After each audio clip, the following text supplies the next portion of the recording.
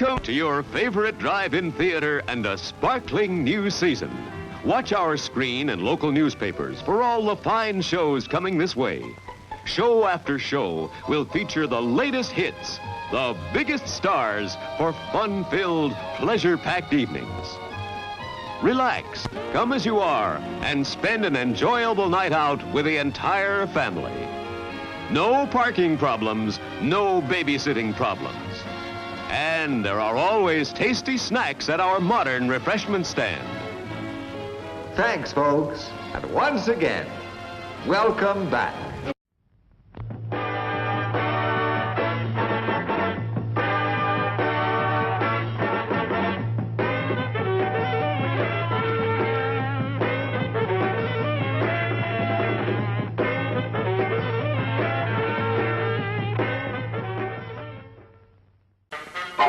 Yum, yum. It's time for a tasty and refreshing snack.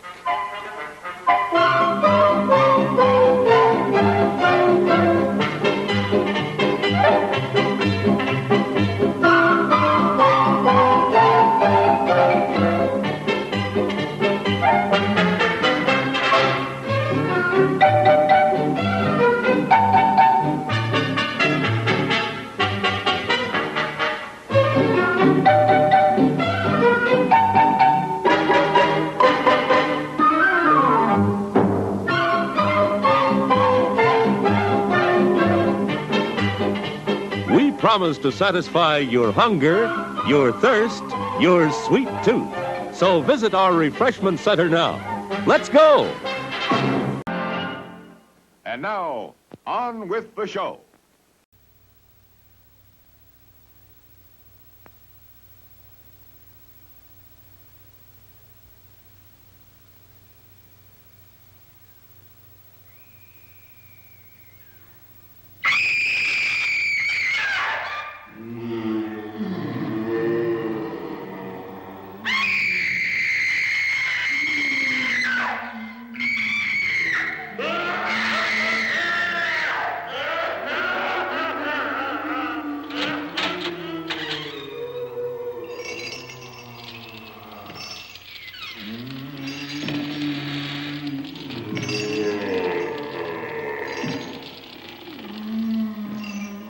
The ghosts are moving tonight, restless, hungry.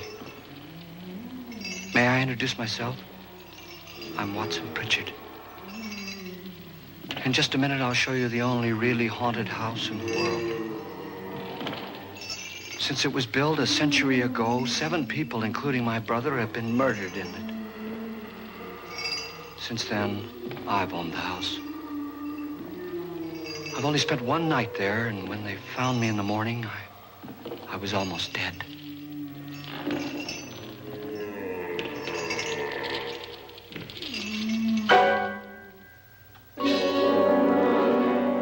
I'm Frederick Lauren, and I've rented the house on Haunted Hill tonight so that my wife can give a party. A haunted house party. She's so amusing. There'll be food and drink and ghosts, and perhaps even a few murders. You're all invited. If any of you will spend the next 12 hours in this house, I'll give you each $10,000, or your next of kin in case you don't survive. Ah, but here come our other guests. It was my wife's idea to have our guests come in funeral cars. She's so amusing. Her sense of humor is, shall we say, original. I dreamed up the hearse. It's empty now, but after a night in the house on Haunted Hill, who knows? This is Lance Schroeder, a test pilot, so no doubt a brave man. But don't you think you can be much braver if you're paid for it? And I happen to know that Lance needs the $10,000 I'll give him, if he's brave enough to stay all night. This is Ruth Bridges. You've no doubt read her column in the newspapers.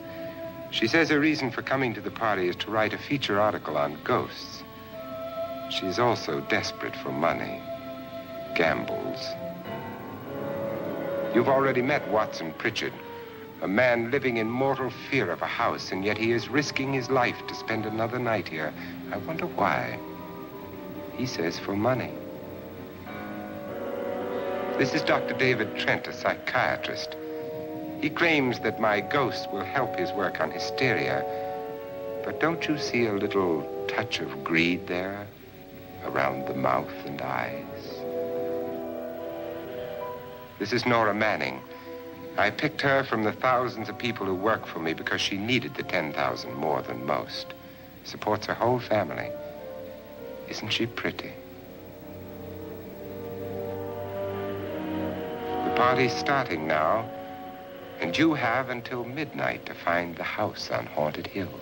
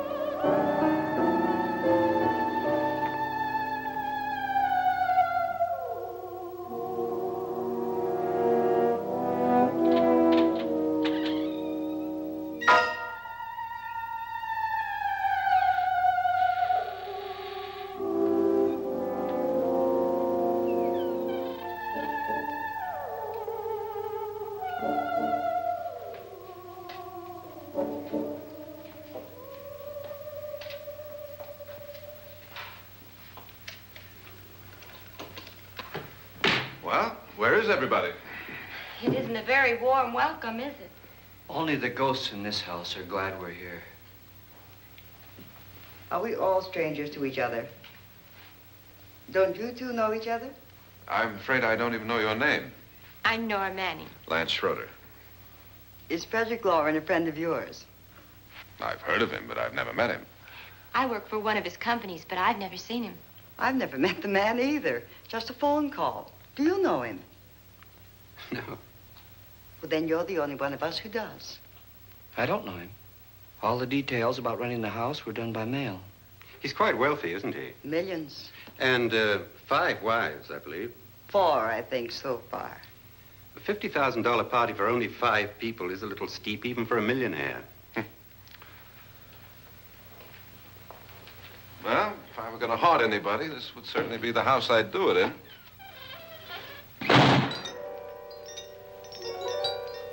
Who closed the door?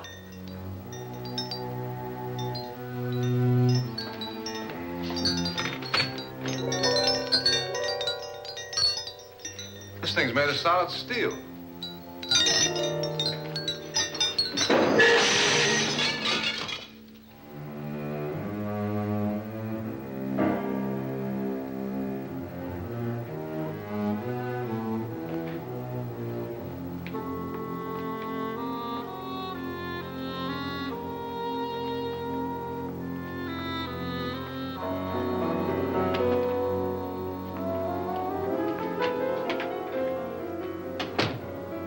Annabelle. Our guests are here, and fortunately still alive. Is your face on yet? Dust and dirt everywhere, and the water barely trickles. Couldn't you have had the place cleaned? Atmosphere, darling. You know how ghosts are. They never tidy up. And that's a very fetching outfit, but hardly suitable for a party. I'm not going to the party. The spend-the-night ghost party was your idea, remember? Since it's going to cost me $50,000, I want you to have fun. The party was my idea until you invited all the guests. Why all these strangers? Why none of our friends? Friends?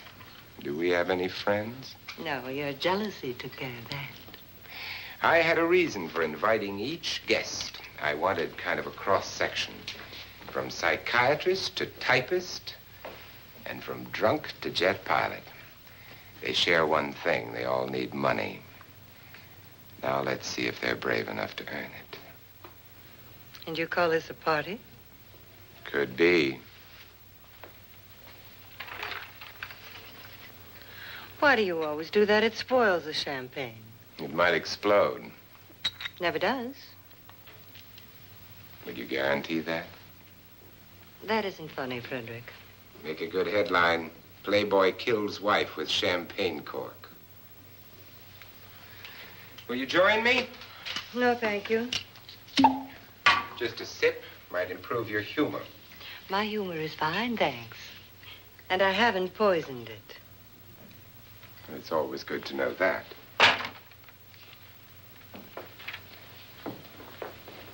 Have some. You'll enjoy the party more. Go on.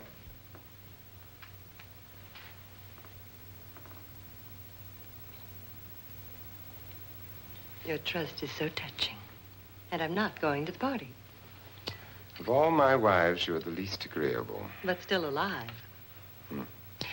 Would you go away for $1 million and tax-free? You want it all, don't you? I deserve it all. Your jealousy isn't tax-free, and your possessiveness is maddening. If ever a man had grounds for divorce. But can't prove them. The time will come. You'll slip up one of these days. Think so? If I live long enough.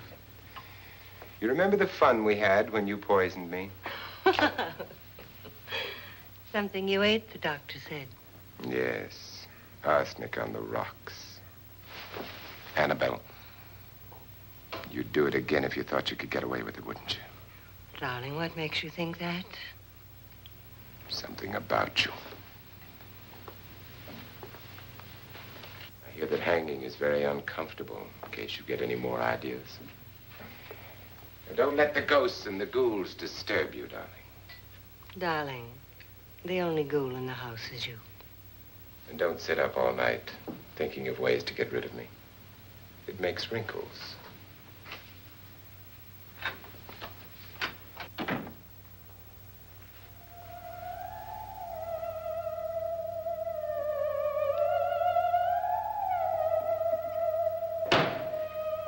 This is what she used on my brother and her sister. Hacked them to pieces. We found parts of the bodies all over the house, in places you wouldn't think. The funny thing is the heads have never been found. Hands and feet and things like that. But no heads. The wife, probably in a rage, threatened her husband with a knife and then, carried away by hysteria, took a swing at him and simply went on from there. She certainly went on. How many people did she kill, Mr. Pritchard? Only two. Her husband and her sister. No one else was here. So there are two loose heads just floating around in here somewhere? You can hear them at night. They whisper to each other and then cry. Since our host isn't here, would anyone care to mix me a drink? Certainly. What will you have? Good evening. I'm your host, Frederick Loren. Since we're all strangers to each other, let's get acquainted with a drink, shall we? Mr. Loren, I advise you to call this party off now. The ghosts are already moving, and that's a bad sign. Let me apologize for my wife. She'll join us later. What do you have? Scotch and. Doctor? I'll have the same. Now, before the party begins, let's go over the details. The caretakers will leave at midnight, locking us in here until they come back in the morning. Once the door is locked, there's no way out. The windows have bars that a jail would be proud of, and the only door to the outside locks like a vault. There's no electricity, no phone, no one within miles, so no way to call for help. Like your coffin. So if any of you decide not to stay for the party, you must let me know before midnight. Of course, if you leave, I shan't be able to pay you anything. I'm interested in your reasons for this, party. Aside from the pleasant company. Ghosts, Doctor. I think everyone wonders what they would do if they saw a ghost. And now my wife has given us all the opportunity to find out. Amusing. Ghosts, etc., being only creations of hysteria, your party should be a success. Well, Pritchard here promises us genuine ghosts. 7 now. Maybe more before morning. That's cheerful. 4 men have been murdered in this house. And 3 women. You planned your party very well, Mr. Loren. 4 of us are men, 3 are women. A ghost for everybody. And Pritchard, why don't you take us on a tour through the house and let's see what happens, huh?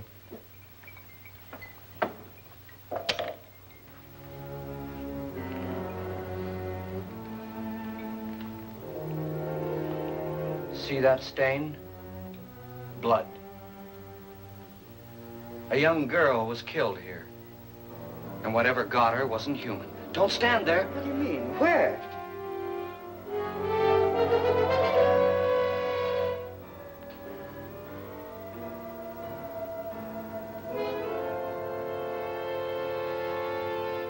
It's too late. They've marked you. Ridiculous. The roof probably leaks. Oh, that must be what it is. Who would want to haunt me? I would say any self-respecting male ghost. I hope it doesn't come back. Well, Mr. Pritchard, you're the life of the party. Oh, he hasn't even started yet. Wasn't there a man who threw his wife into a wine vat or something? That was in the cellar. There's been a murder almost every place in this house.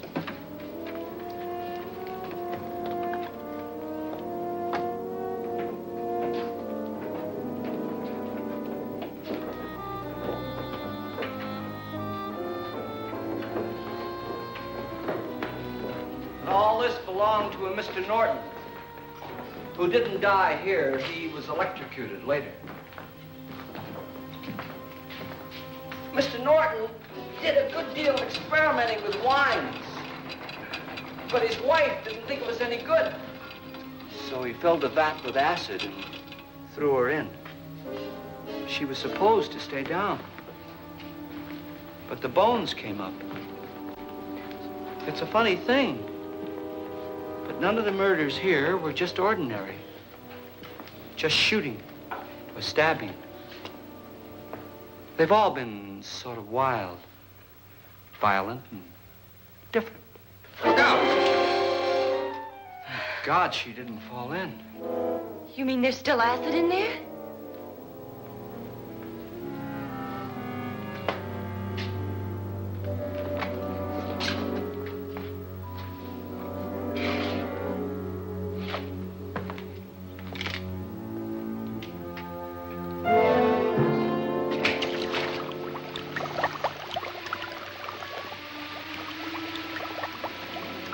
Destroys everything with hair and flesh. Just leaves the bones.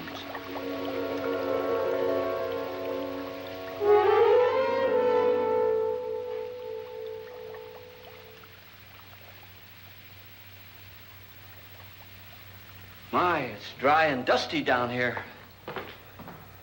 Well, there's a cure for that upstairs. Come on.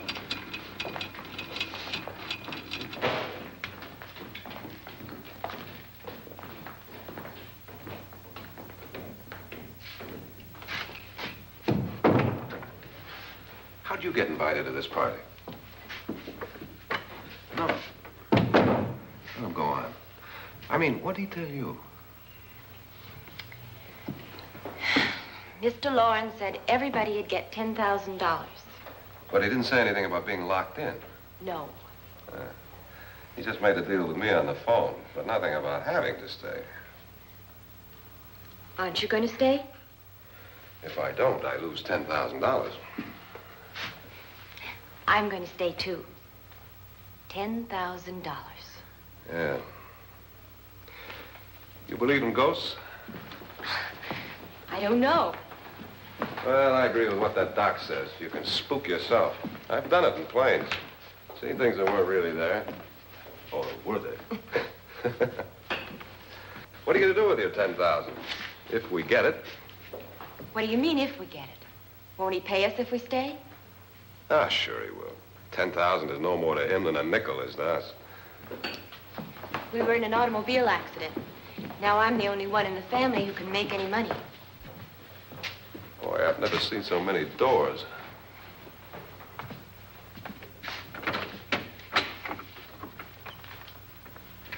Closet.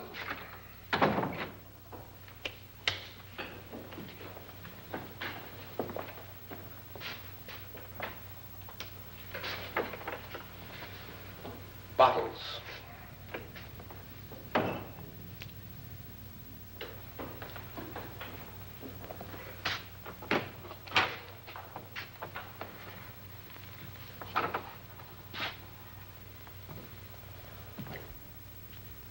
Does it go anywhere? Lance! Lance!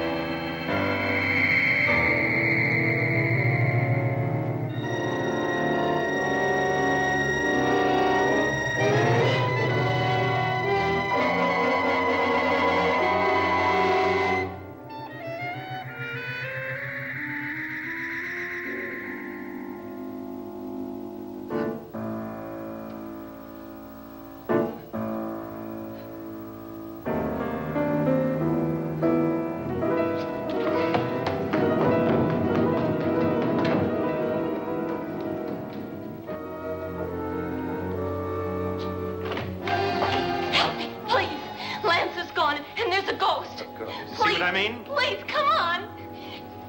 Did she say Lance is gone? Gone where?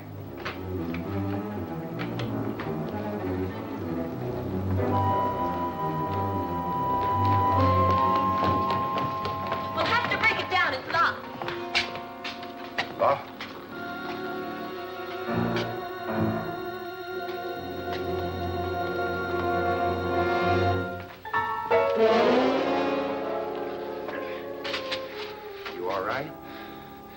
Nothing that money won't cure.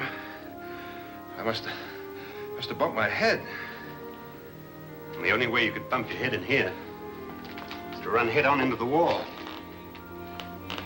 You didn't do that, did you? Let's get a bandage on that.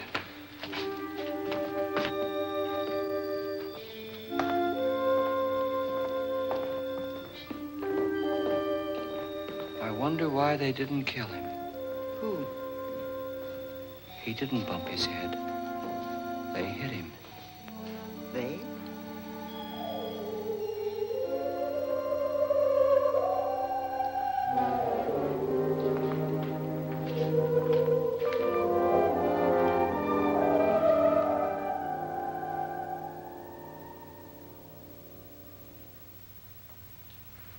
Nora, when you came in, you said something about a ghost.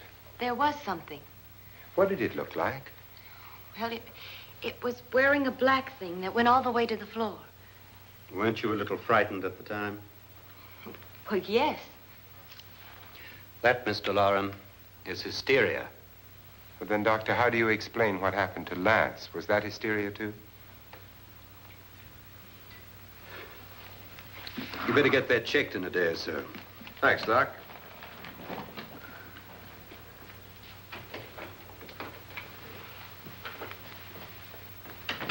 Wait for me in the hall.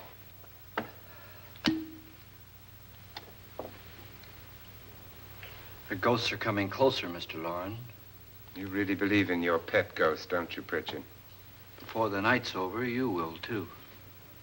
Would you like a drink, Lance? No, thanks. I'd like one. Scotch and.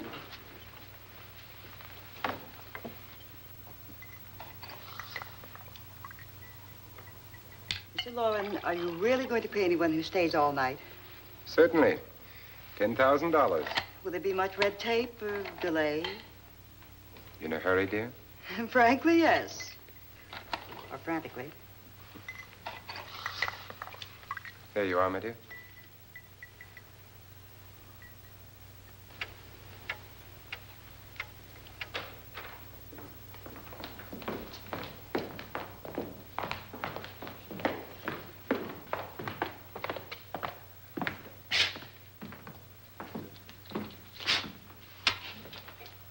Someone or something was in here when I came in. But where? And if the door was locked, how did it get out? What you saw might have been a ghost, Nora, but what was in here with me was no ghost. I don't know. I was so scared.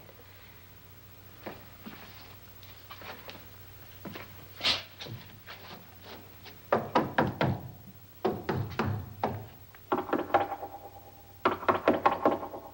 it sound different to you? Yes.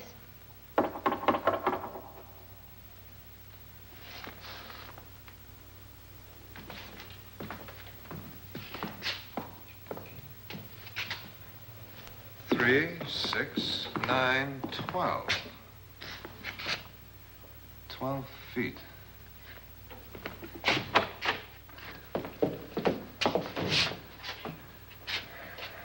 Three, 6.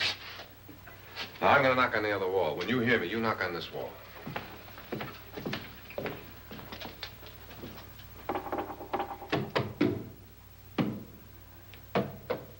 Tap lower down.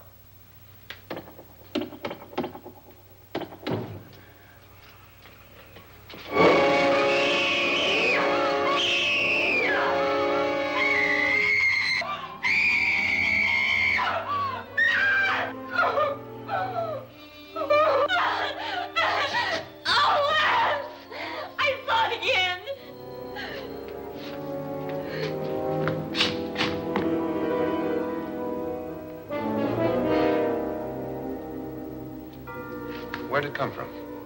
From in here.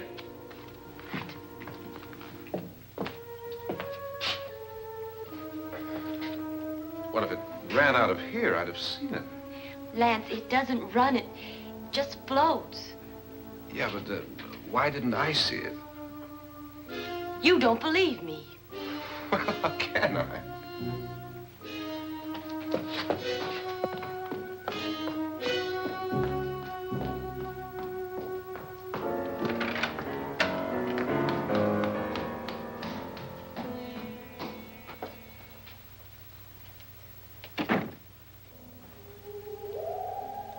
I'm Annabelle Loren.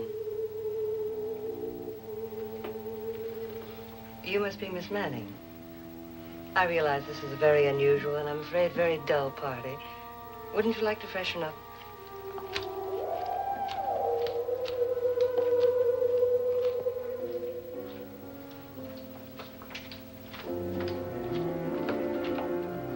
This is your room. Depressing, isn't it? I doubt if I'll spend much time here. It's going to rain. Perfect atmosphere for my husband's party. Why did you come here? He said he'd give me $10,000. Why did he pick you? I don't know. My supervisor just came and said I'd been invited. How long have you known my husband? I just met him tonight. So? Why you?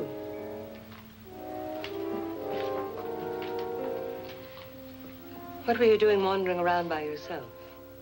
Well, I was in the cellar with Lance, Mr. Schroeder, and I just left, that's all. Don't do it again. Don't go anywhere in this house by yourself. Now fix your face and I'll come by for you in a few minutes. But You're in danger. We all are. But who? I hope for your sake you never find out.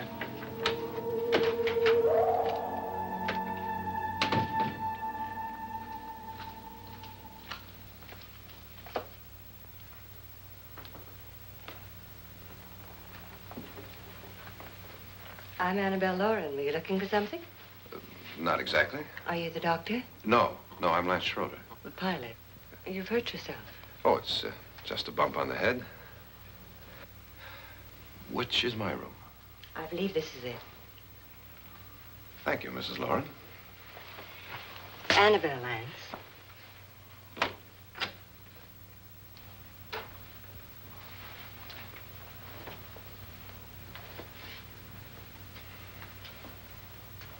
You were with the young girl in the cellar. Why was she so upset? Was she? And you don't look like the type to go around bumping his head. What really happened, Lance? Well, Nora thought she saw a ghost, but I didn't see anything. She was just frightened then. And mad at me, I think. I kidded her about it. I wouldn't joke about anything else that happens here tonight. Now, don't tell me you're taking all this seriously. Aren't you? Well, I'd like to find out what hit me. Lance. If I need help, may I count on you? Yeah, sure, I guess so. Look, what's going on here anyway? I mean, what is with this party bit? This is no party. He's planning something. Your husband? I wish I knew what it was. Must be pretty big if he's going to lay out 50,000. The money doesn't mean anything. He has a reason for getting us all up here to this dreadful old house. Well, what for? He doesn't even know us. Maybe that's exactly why you're here. Well, what can he get away with? Oh, he thinks that big money like his can get away with anything. You know, of course, that I'm his fourth wife. The first simply disappeared. The other two died. Lance, I don't want to join them. You mean he, Oh, his doctor said they died of heart attacks. 2 girls in their 20s. Well, what can he do? My husband is sometimes insane with jealousy. Nothing matters to him then. Please be careful. Would he hurt you? He would kill me if he could.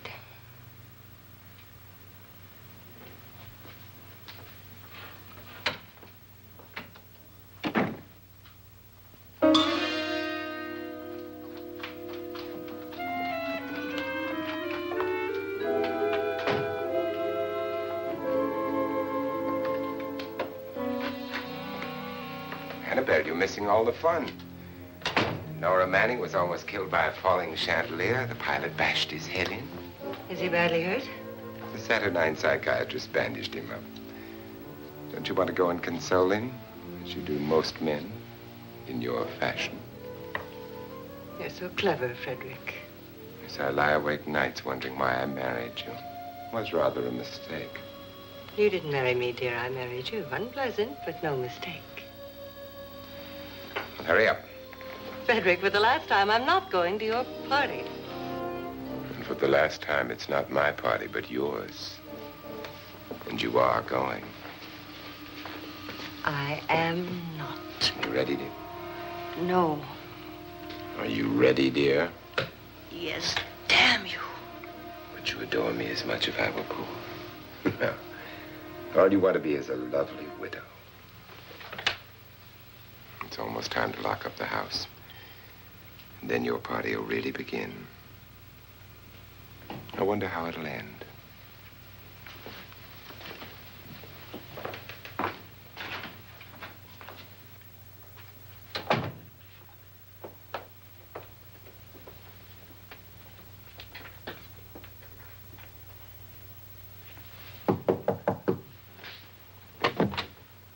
It's close to midnight, Lance. Okay. I'll be down in a minute.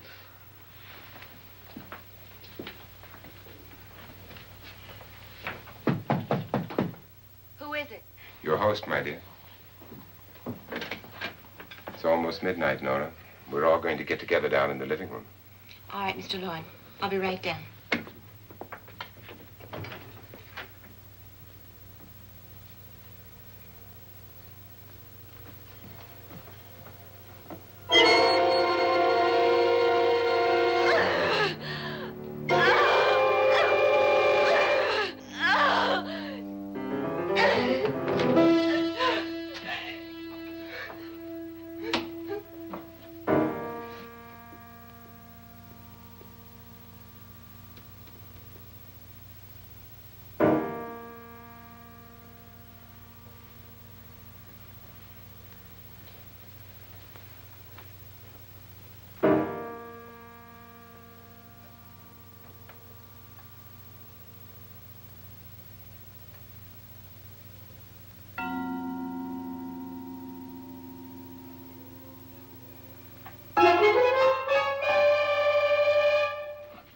with us. Come with us before he kills you.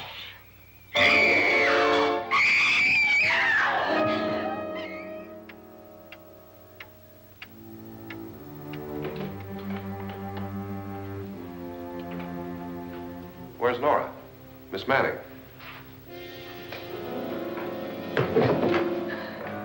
I don't want to stay here. Nora, what happened?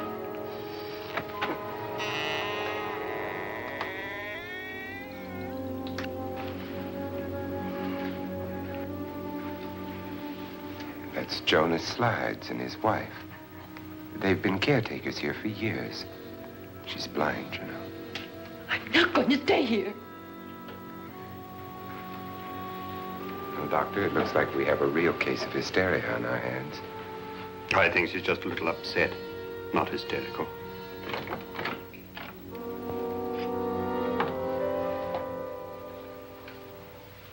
Good evening. Hello, my dear. This is my wife. These are our guests. Ruth Bridges, Dr. Trent. You know Watson Pritchard, of course. Nora Manning, and this is Lance Schroeder.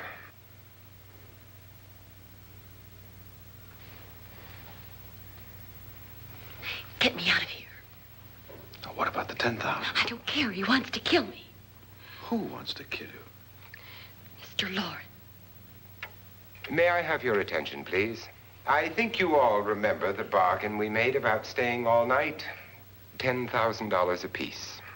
If any of you don't survive, $50,000 will be divided amongst the rest of you. If I should die, you will be paid by my estate. When the door is locked from the outside by the caretakers, we'll all be forced to stay in this house until morning. If any of you decide not to stay, you must leave with the caretakers now. You won't have a chance to change your minds later, because there'll be no way to get out. I don't want to stay. Wait.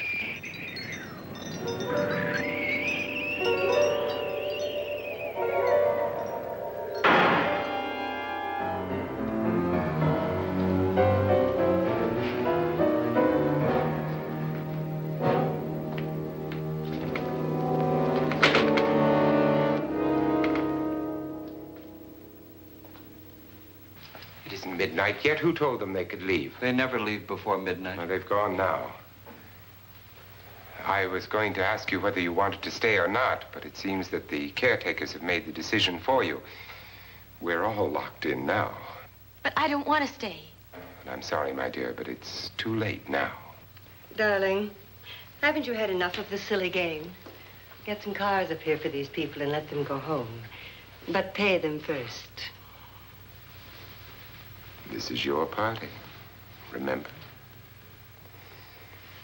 In spite of my wife's faith in my ability to do the impossible, we will all have to stay in this house until 8 o'clock in the morning. But we have some party favors for you in these little coffins. This is my wife's idea. I must say, I think it's rather dangerous. I suppose you all know how to use one of these things, but in case you don't, you just press down on this lever with your thumb and then pull the trigger. You see, they're loaded. These are no good against the dead, only the living. Doctor? Lance? Nora? Go ahead, take it.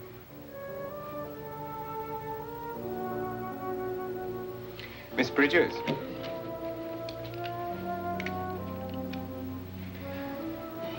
And here's yours, dear. I don't need it. It was your idea. Who knows, you may want to use it on me before this night is over. Throw these guns away. They won't do you any good. I agree with Pritchard on that point, although not for the same reason. Dr. Trent, don't you approve of our little party favors? Suppose Nora had had a gun when she mistook the blind woman for a ghost. I don't think anyone else is going to walk around in total darkness. Oh, I'm sure we're not going to go running around the house shooting each other, aren't you? Who knows? Fear makes people do amazing things. Mr. Pritchard, you said your sister-in-law killed a man and a woman here and cut them up? You said they found hands and feet, but they never found any heads. Would you like to see one of those heads? Would you all like to see one of those heads? Well then, just follow me.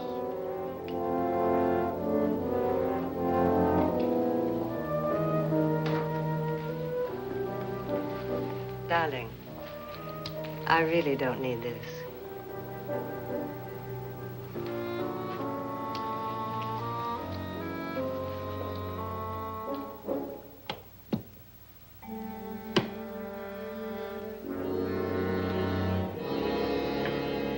Just go look in my suitcase.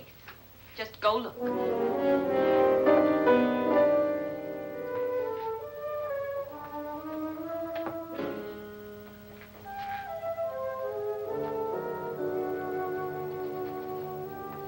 But it was in there.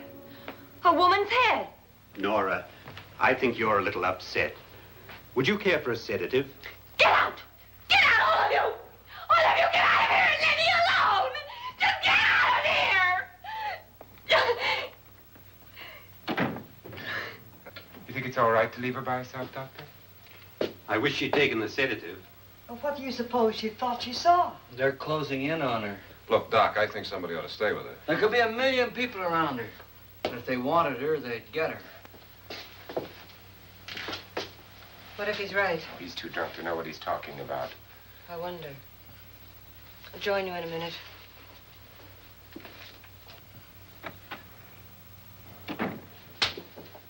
Do you think it would do any good if you went in and talked to her? Well, do you think there really was a head in her suitcase? I don't know.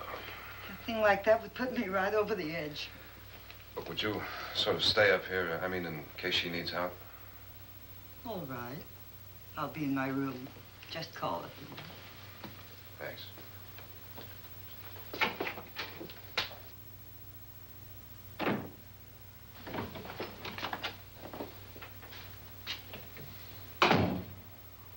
Are you sure there are only 7 people in this house? Positive, except for the ghosts. I don't believe in ghosts, nor in frightening women. In Nora's case, it's gone far enough. Perhaps too far. What do you suggest we do about it, Doctor? Don't frighten her anymore.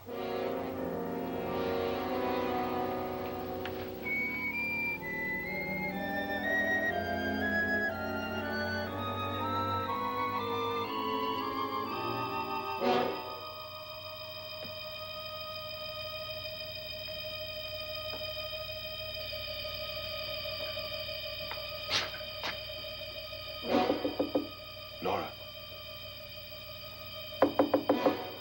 Nora?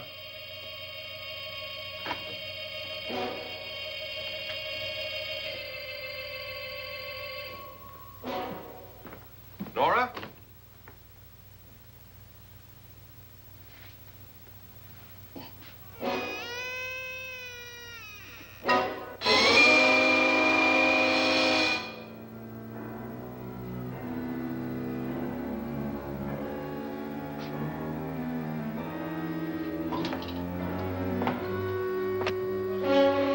Nora! Nora!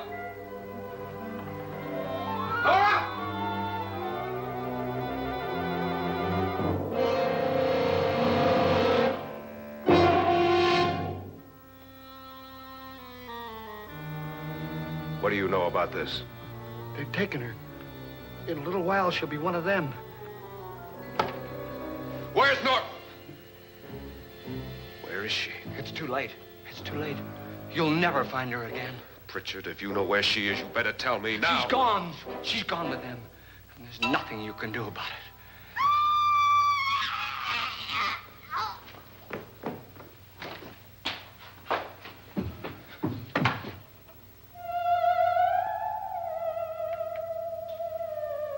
Nora.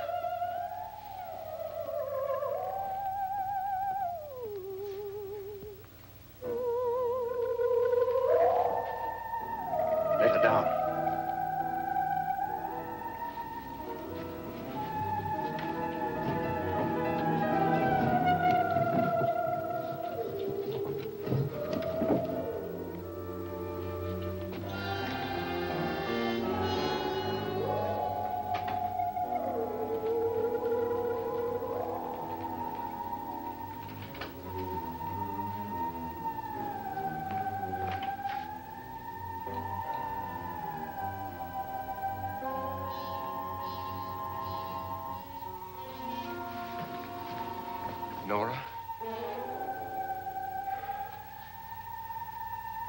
She's dead, Mr. Loren. Your wife hanged herself. Suicide.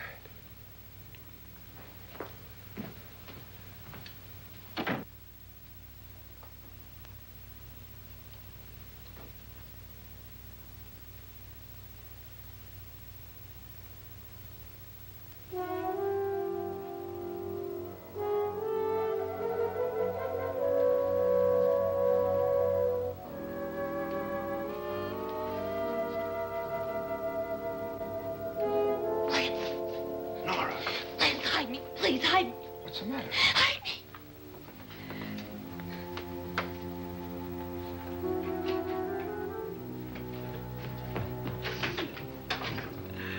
He tried to kill me. He grabbed me and choked me and put me in that room. And then he went away and left me. Who? He thought I was dead. Who? Mr. Lord. Are you sure about this? I don't know. It was dark, but it must have been him.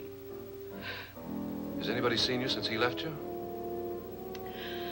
I heard some people in that room, but I went by and nobody saw me. Mrs. Loren is dead. But how?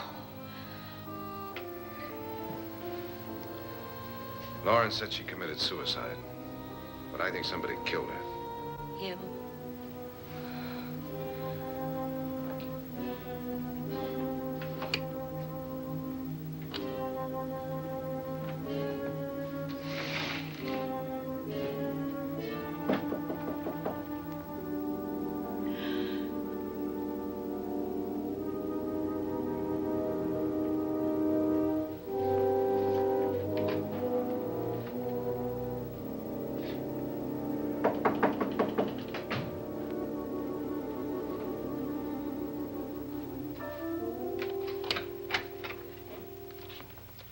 I'm sure you've come to the same conclusion I have. Yeah, I think so. Well, let's all have a meeting, discuss what to do. The living room? Okay, in a minute.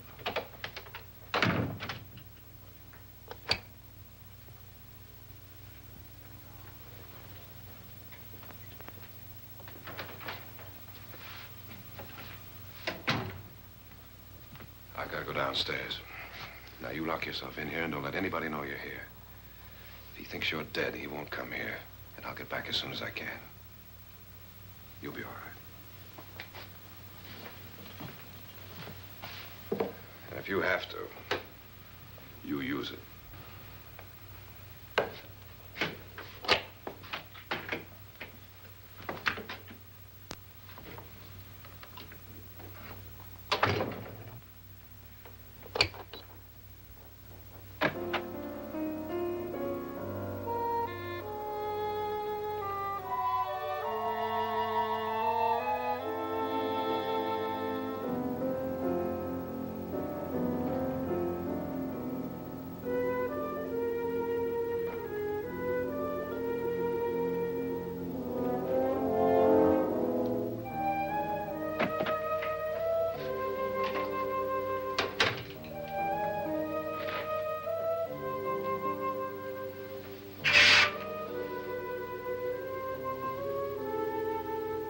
So beautiful.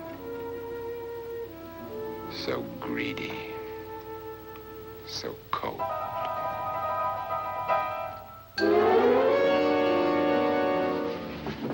What are you doing in here? Wait. Don't wait. What do you mean coming in here? I didn't want them to take her away. You're drunk. They will if you don't watch her. You're drunk. All right, out with it, Bridget. Why did you come into this room? I'm the only one who understands. Understands what? Your wife isn't there anymore. She's already joined them. Bridget, I've had enough of your spook talk. Get out, you sot, and don't come back into this room again.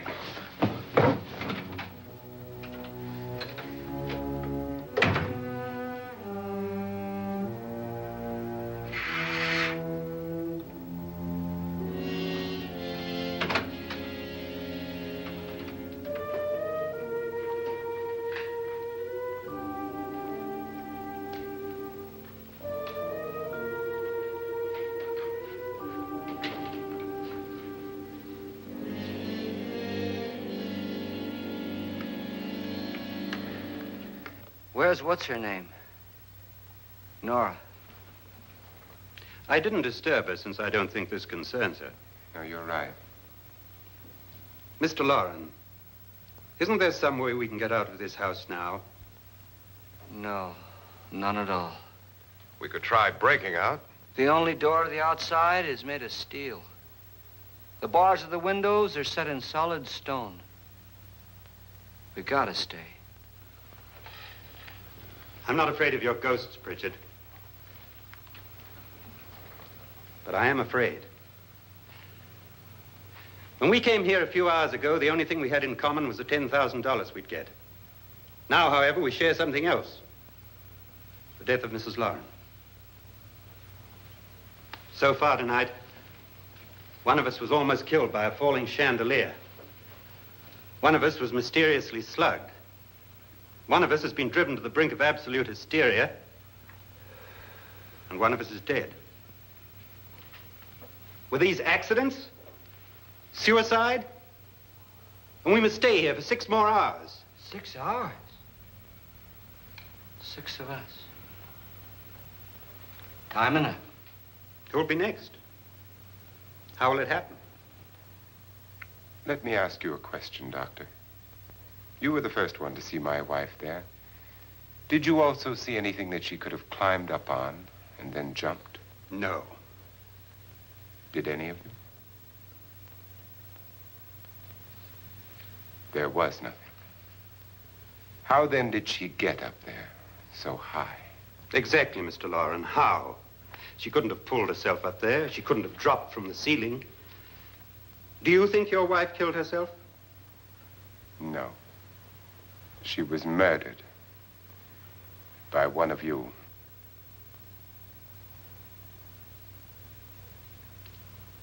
Or you, Mr. Loren.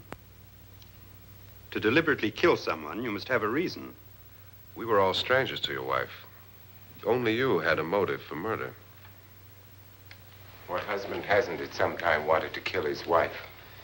What husband hasn't had 1,000 opportunities to do it in such a way so that he'd never be suspected?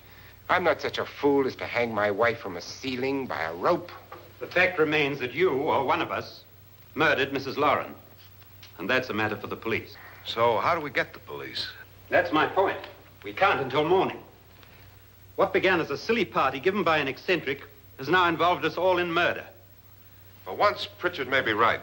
If another murder's in the works, let's stop it now. Another murder? Why not? Maybe one of us saw too much. Why should even a millionaire want to give each of us $10,000 to spend one night in a gloomy old house? To see some ghosts, have a party? No. Have you finished trying me, Doctor? And is the verdict guilty of murder? Oh, this isn't getting us anywhere. Somebody killed Mrs. Loren, we know that. One of us is guilty and the rest of us are innocent, okay.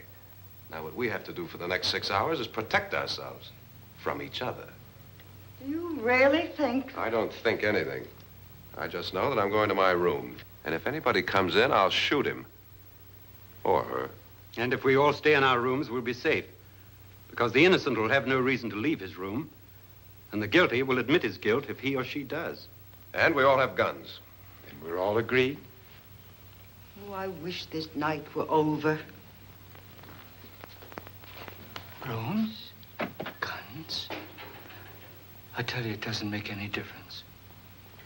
They aren't through with us yet.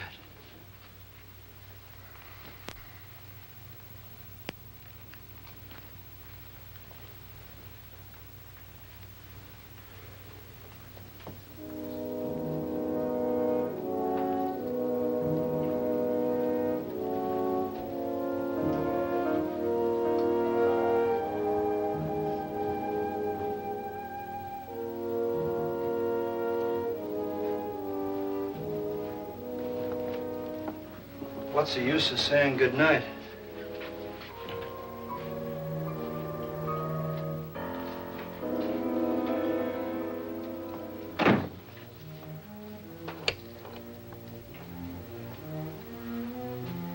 Good night.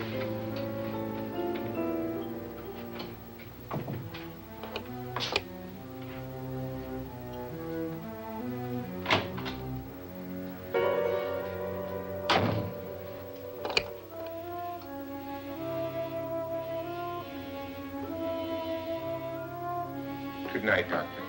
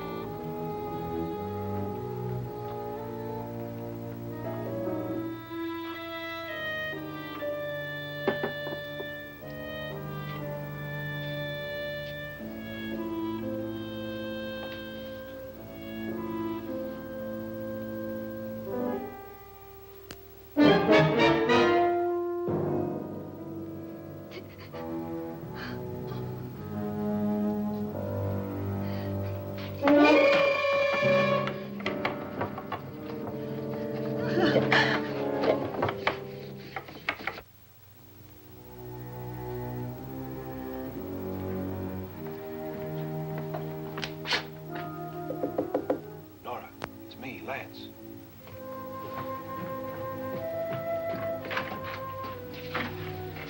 You okay?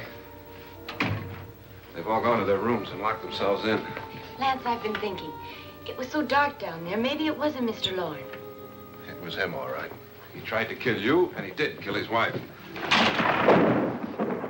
How can you be so sure? She tried to warn me, asked me to help her. The doc thinks he's going to try and kill one of us. Now, there must be a way out of this place, and I'm going to find it and get the police before he does. I'm going with you. What if he finds out you're alive? No, Nora. You're safer here than any place else. Now just lock yourself in and keep quiet.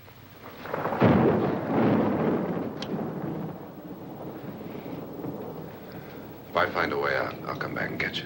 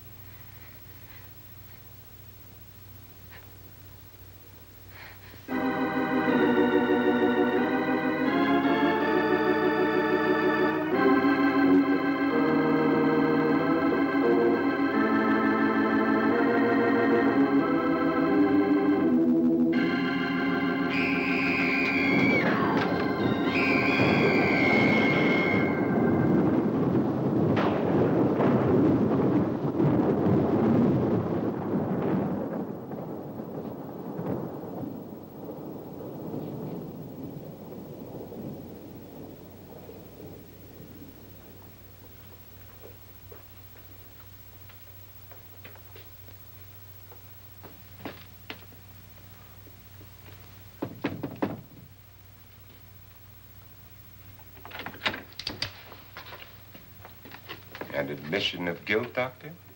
Certainly not. There's either somebody else in this house or one of us has left his room. Did you hear anything? Organ music? That, and someone walking. You got yours? Ready? You look downstairs, and I'll look up here. Why not together? There may be only minutes, seconds left of someone's life. Why waste time?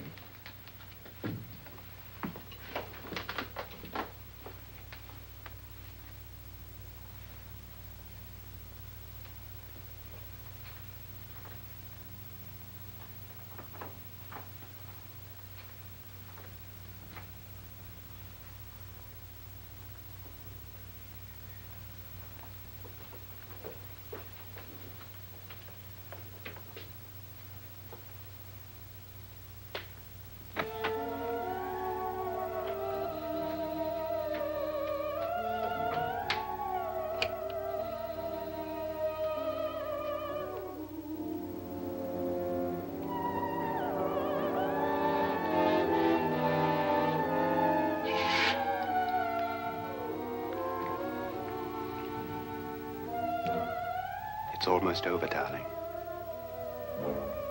Every detail was perfect.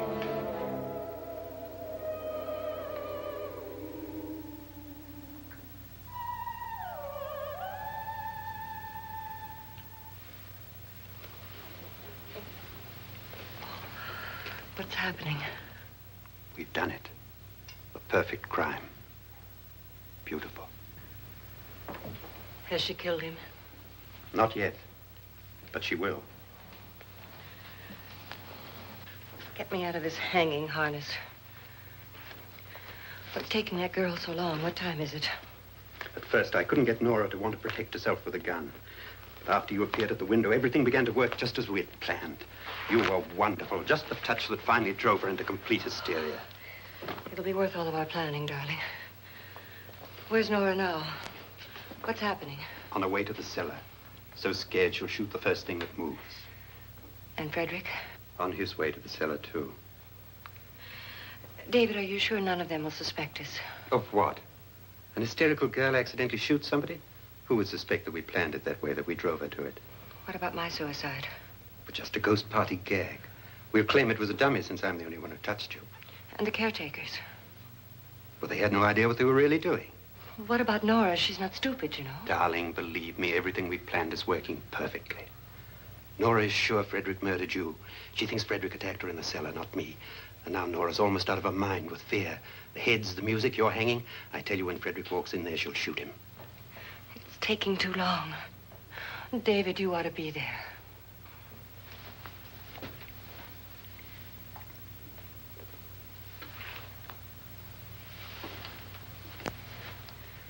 When you hear the shot, come down to the cellar.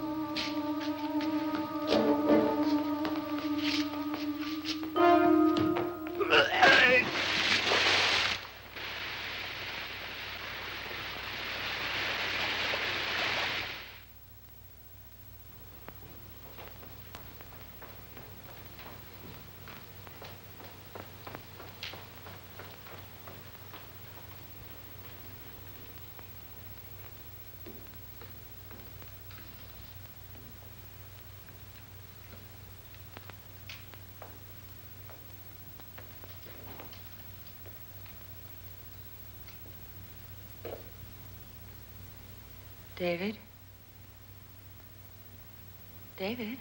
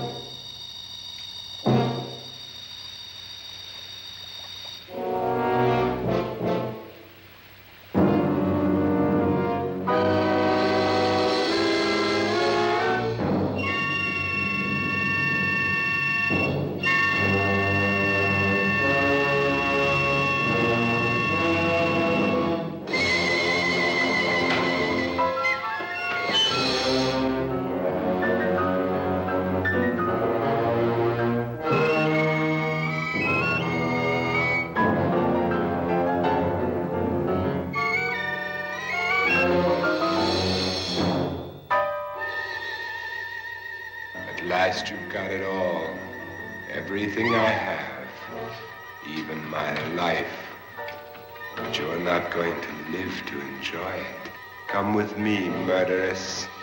Come with me.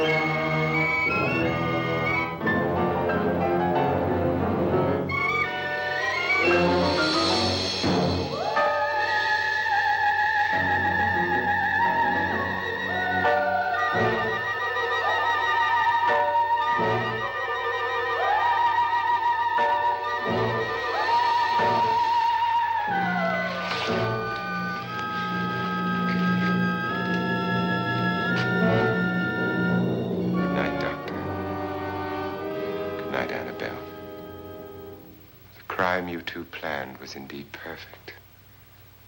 Only the victim is alive and the murderers are not. It's a pity you didn't know when you started your game of murder that I was playing too.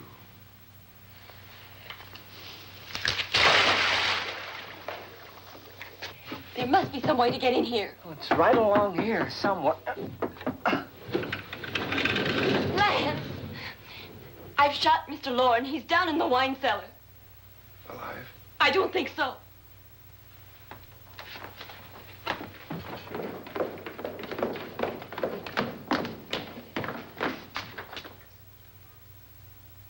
It's him. He's alive.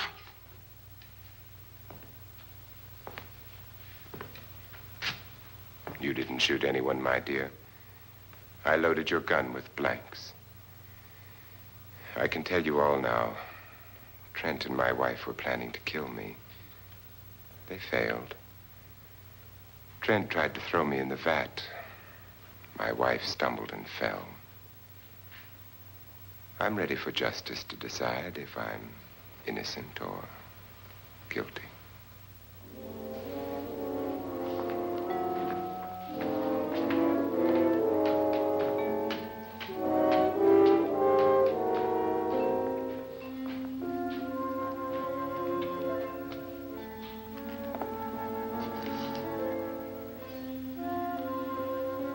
Now there are 9. There'll be more, many more. They're coming for me now. And then they'll come for you.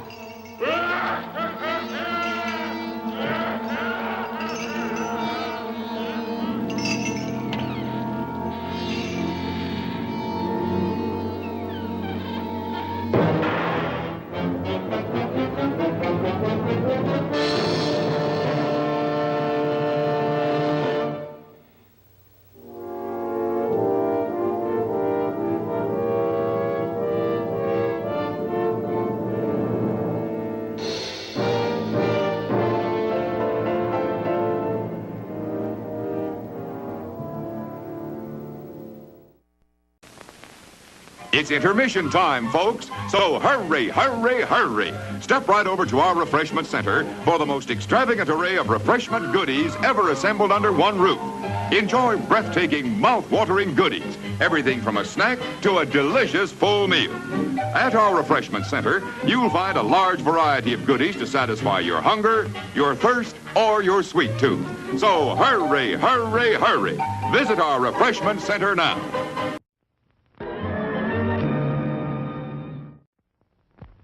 This is a dill pickle, a mighty pretty pickle, especially when he joins you at the show. We have lots of pretty pickles waiting for you at the refreshment center. They're plump, tender, mouth-watering. Wouldn't one taste good right now?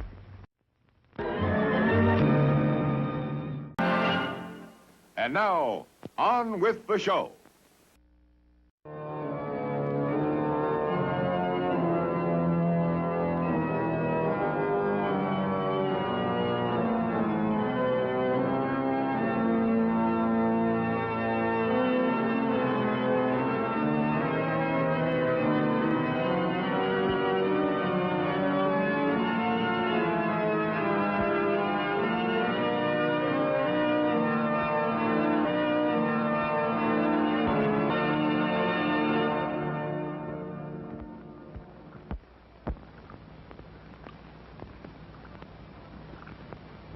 At this rate, you'll destroy all the frogs in the entire county, my dear. I asked you before not to come down to my laboratory while I'm busy with my experiments. Oh. If these animals could speak, they'd have something to say about your tastes. This always happens when you permit yourself to overindulge in your brandy. You are trying to provoke me, but this is not the moment, dear. You're leaving for the Edinburgh Congress with a lot of fanatical good-for-nothings like yourself, I suppose. Don't you ever dare to speak to me like that, Muriel. Oh, Stephen, you mustn't mind if I care about your going away so frequently. After all, I'm your wife. And I'd like to spend the night with you.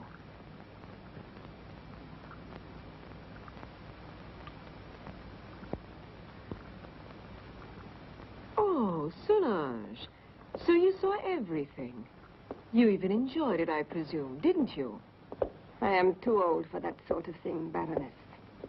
I only wanted to ask the doctor his orders regarding the luggage. It's so late, and it's a long journey. I'm coming now.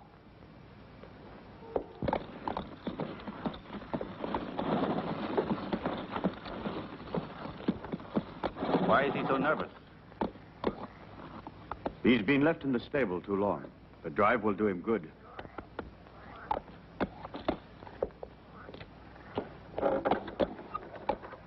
Keep your eyes open, David. I entrust my wife's safety to you. Those new plants that just arrived today, sir, shall I leave them outside? Put them in the greenhouse, but look after them. They need a lot of water. I'll see to it, sir. Have a good journey.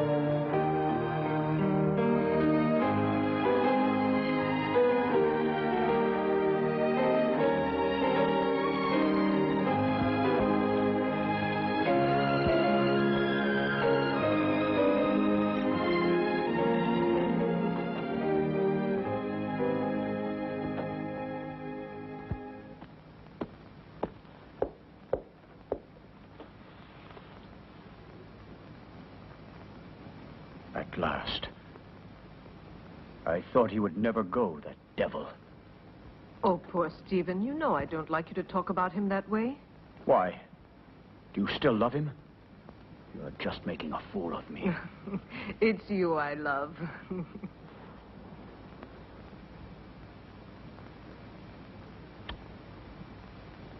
I'm going to rid you of your vulgar ways and replace them with others much more subtle and refined. I don't understand you. It doesn't matter.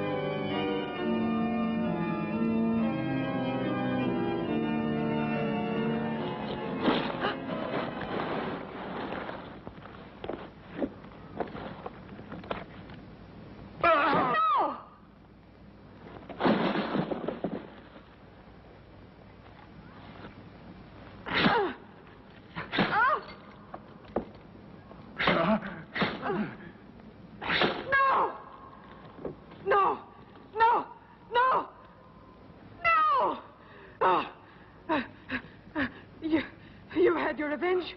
Why don't you kill me? Kill both of us. I will kill you, you tart, you. You and your filthy friends. But death, my dear, must come to you only after I've torn from your bodies all the suffering and pain a human being can stand. And you don't know yet how long it takes to die of pain. Oh, you're a monster. You don't know the hate I have inside. If you could see it, you would be terrified. You would kill me at once. But even by killing me, you can't free yourself from my hatred, Stephen Arrowsmith. You can kill my body, but I'll never leave you in peace. Never, never. I'm not afraid of the dead. Corpses are destined to rot and fertilize the earth. I can still hurt you while I'm alive, Stephen. You thought you would inherit everything if I died, didn't you? My castle, all my wealth, so that you could continue your dirty experiments. But you've made a tremendous mistake, you know, Stephen. Do you understand that? Because I made a new will after I realized what a vile, perverted monster I married. I made a new will in which I bequeathed everything through good hands to my stepsister, Jenny. Ha! You didn't expect that, did you, Stephen? That I'd leave everything to that simpering idiot. I would spare you both in exchange for that will. You could go away, together, free. Don't believe him. Once he has obtained what he wants, he'll kill us just the same. How can you trust such a monster? Silence, you stupid pig!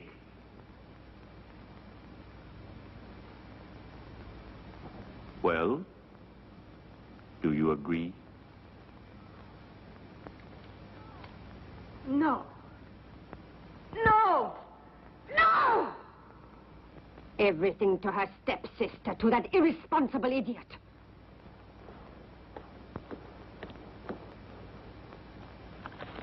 So it's all been for nothing. You can't kill her now. You must let her live. I have no intention of doing so. Why do you think I have helped you? Just to pamper your jealousy and your twisted instincts? You are wrong. I wouldn't risk the gallows for so little. I want my share. You promised it to me. You must be the heir, and I along with you. And that is exactly what will happen. I shall not give up my revenge. You must not forget that Muriel alive would be too great a danger for me and for you. No. No one will ever discover how my wife died. And Jenny will inherit everything. But Jenny is mad, and that is a well-known fact. What can she do with all that money?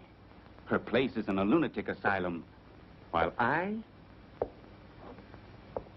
shall discover the secret that man has been looking for since the beginning of time. And don't be afraid. You will get your reward. A reward that will be more precious to you than all the wealth in the world.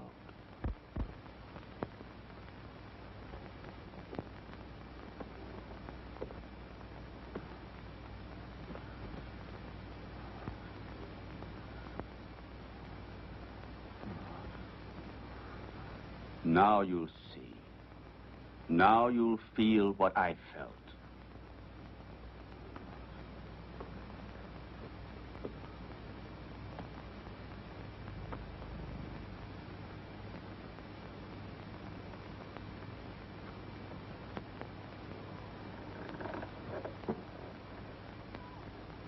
No! No! Leave her alone. Leave her alone. You beast, you. Muriel, please. I can't stand it. Go away. Muriel!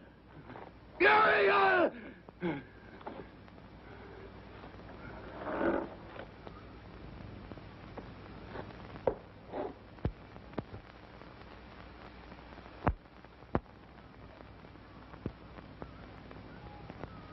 No!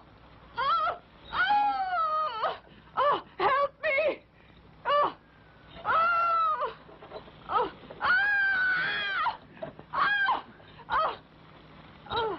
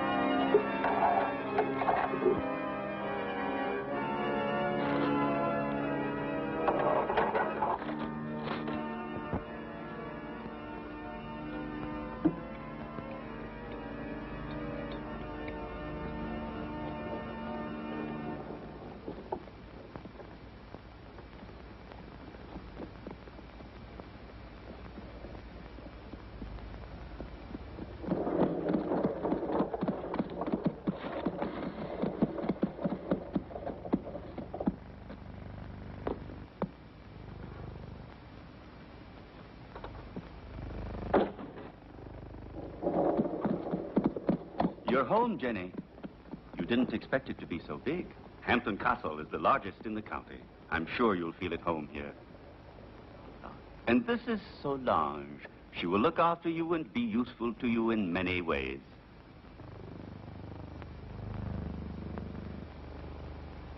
Welcome home, Miss Hampton. Miss Hampton? But she is my wife, the second Mrs. Arrowsmith. We were just married this very morning. I beg your... Yes, certainly. Come in, Mrs. Arrowsmith.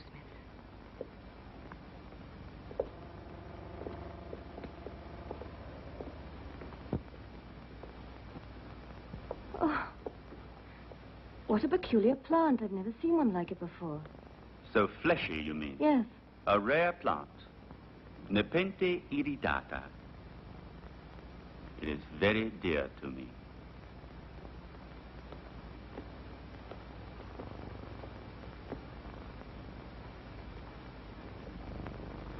Now you can see how much you look like your stepsister. It's incredible. If it weren't for the hair, you'd say we were the same person. The dressing room is just in there. Thank you. I have a slight headache. I think I'll feel better if I take off my hat.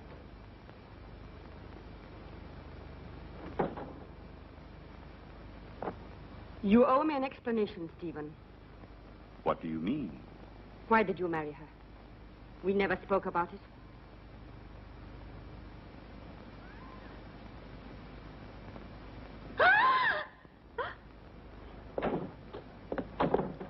What on earth's the matter, dear? Oh, what an unpleasant surprise for you. Don't worry, it's harmless. It disappeared from my laboratory a few days ago. I couldn't find it anywhere. It's come a long way. I promise you, it will never happen another time. I'll take it back to the laboratory. What do you intend to do with her? Why did you marry her? We had a different plan. Then, I thought she was a poor imbecile, ugly and repulsive. And instead, she is beautiful and reminds you of Muriel. You are still in love with that witch. As far as witches are concerned, you are no one to talk. Muriel, as you know, I hated her. And Jenny?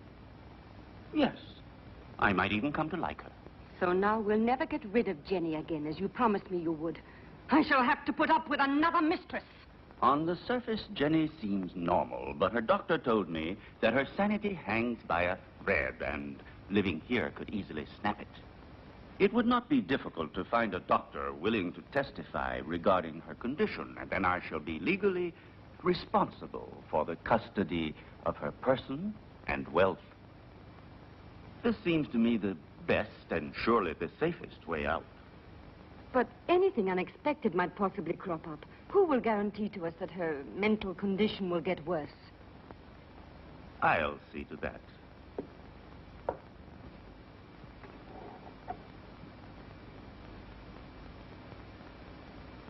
Look here.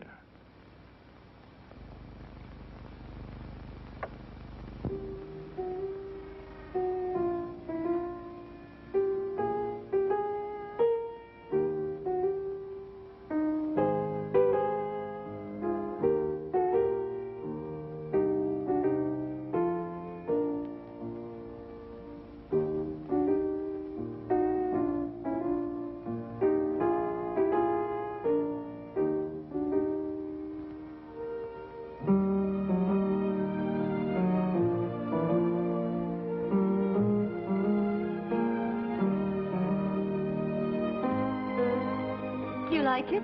Superb. You are wonderful. No, stop. That chair. It's somewhat special. It could be dangerous. Oh, really? Why? It's a piece from the rather bizarre collection of your ancestors. I see.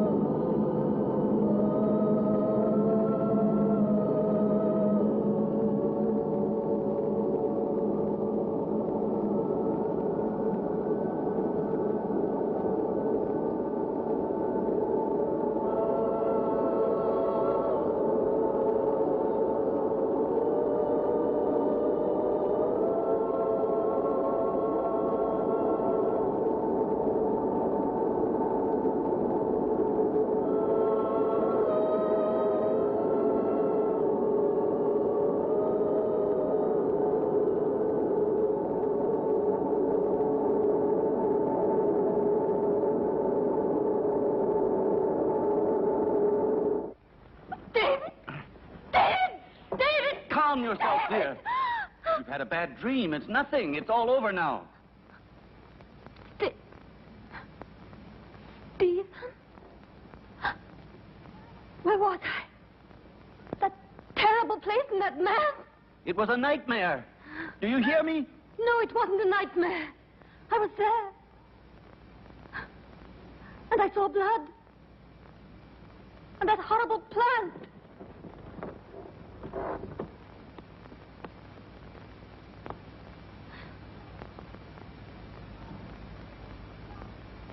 But I saw it here. The blood. But I tell you, I did see it. I'm not mad. Medicine really worked. Another couple of doses, and your patient will be ready for the asylum. I'm afraid so.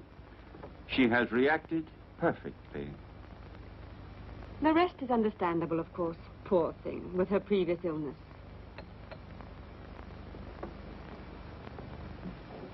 Have you prepared the file for tonight? I will do it now. But this is the file you were supposed to give her last night. How is it that it's still here? You made a mistake. But it's impossible. There was only that one. Not at all. There was another one.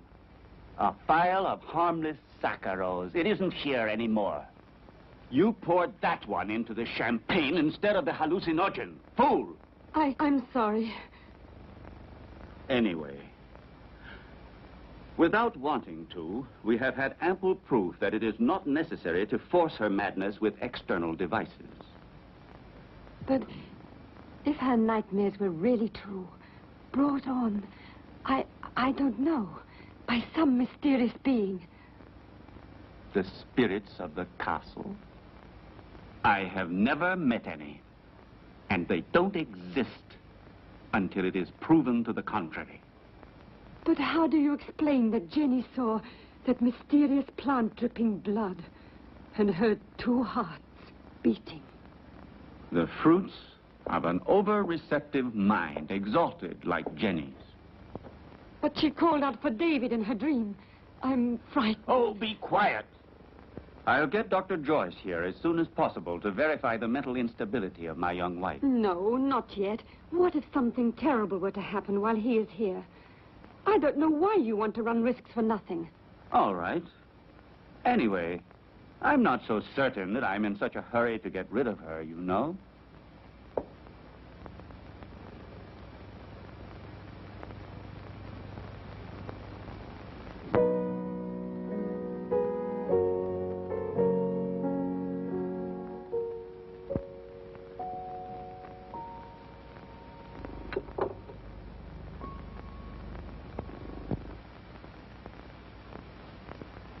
Where's Jenny? She was there a moment ago. Very likely she decided to go upstairs to her room. Maybe she was tired. Just like that, without saying a word? It's rather odd. Perhaps she wasn't feeling very well. I'll go and see where she is.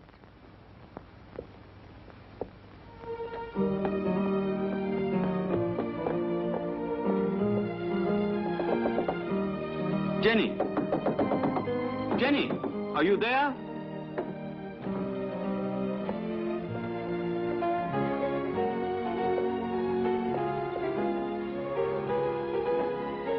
Jenny! Did you hear that? It came from down below. Quickly.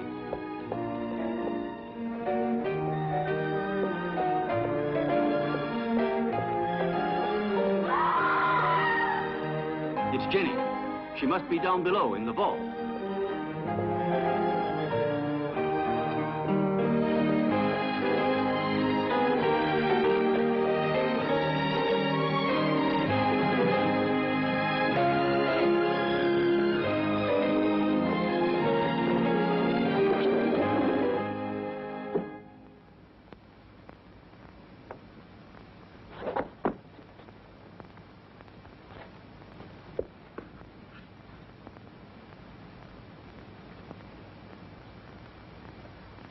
Forgive me, Stephen. I try to remember.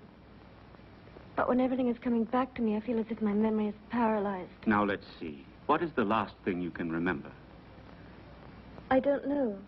I was there with you and Solange. No, I was at the piano and I was playing. Then I don't remember. I suddenly found myself in that horrible place. I felt an unbearable pain in my hands, and I looked down, and they were covered with blood. I was trying to move the slab with my nails. I was terrified. I ran to the door and tried to get out, but someone had locked it from the inside, and I couldn't open it. I screamed. I was so afraid of dying down there. I felt as if someone was pulling me down, down, down. I was so frightened, Stephen. You have to help me. It was nothing but your imagination. You're among friends here. You must trust us. Yes, I know, but that door, it was locked. No, Jenny.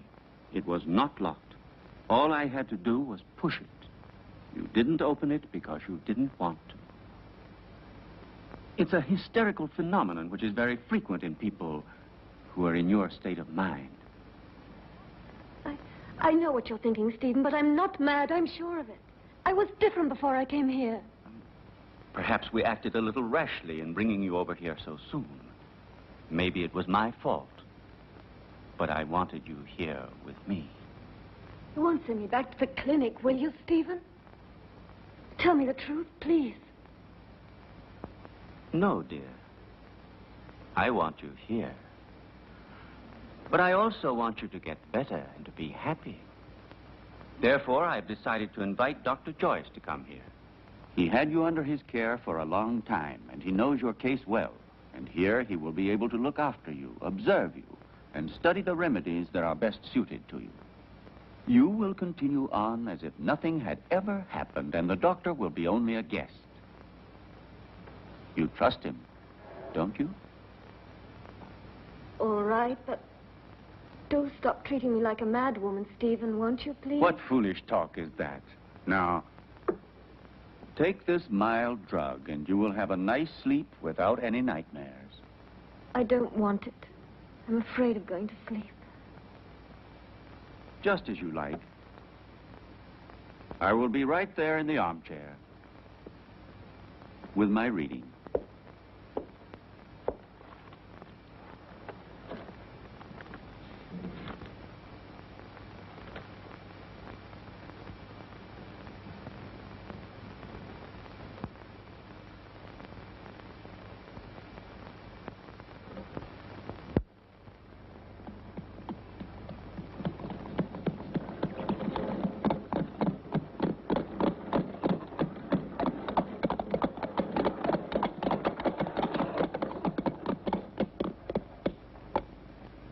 Welcome to Hampton Castle, Dr. Joyce. Did you have a good journey? Yes, thank you. I'm very pleased to see you. And so, I'm sure, is my wife. How are you, Lady Arrowsmith? I must say you're looking extremely well. Oh, appearances can be deceptive, Doctor. However, I'm so pleased to see you again. What a lovely day. I didn't realize it. I hardly ever go out. Hampton Castle has become for me a sort of magnificent prison. Come. Let's take a stroll in the park. You know, there's a very strange, wild, rugged part behind the castle, which I'd like to show you. Jenny? But, dearest, the doctor has only just arrived. Perhaps later on. It doesn't matter. Jenny, I would like to come. No, my husband's quite right.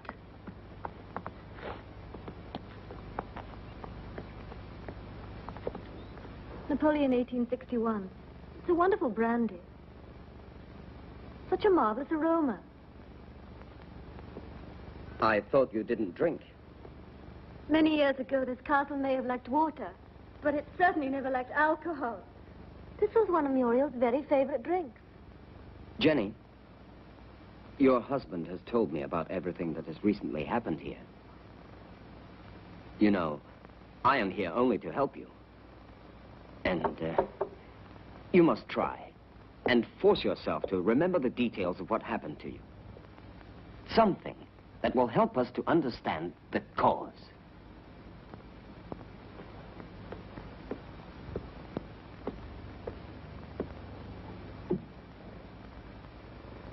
I don't know. In those moments, it's as if another person took possession of my mind and my body, and everything becomes vague and confused without any reason. And yet, there must be a reason. When you came here, your mental condition was perfect. Therefore, the reason for your trouble must be sought in these surroundings. Jenny, do you have any suspicions that your mind... No, I don't think so. Yet I saw blood where there wasn't any. And I heard sounds where there weren't any. And there was that tomb. And that name. David? Oh, yes, David. You said that name coming out of the nightmare. And that name could perhaps help you to remember your dream. Are you really convinced? Why are you so interested in me? Or maybe you're like Stephen, you're convinced I'm insane. If what you're suggesting were so, I would not be here.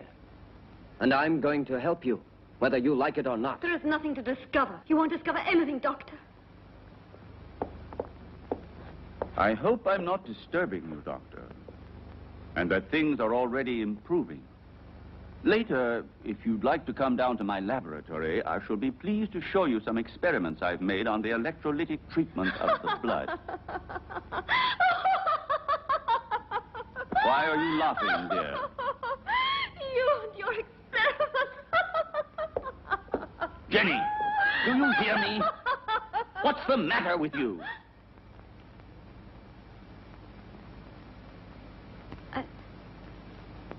I'm sorry, Stephen. I was confused. It's not important. It doesn't matter. Doctor, if I can help you, don't hesitate to ask me. Even though I assure you I have already told you as much as I know. Thank you. I'll come to see your laboratory later.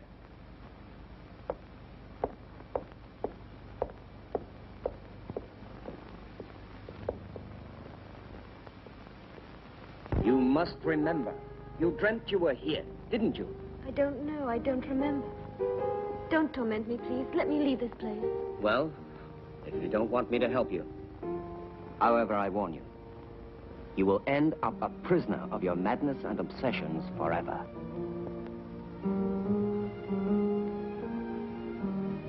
I don't know. I can't remember. I think I was standing there where you are now. David was embracing me.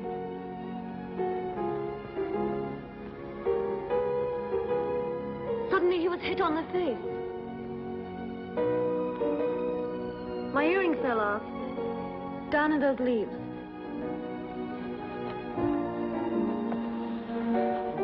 I'm sure we will find it.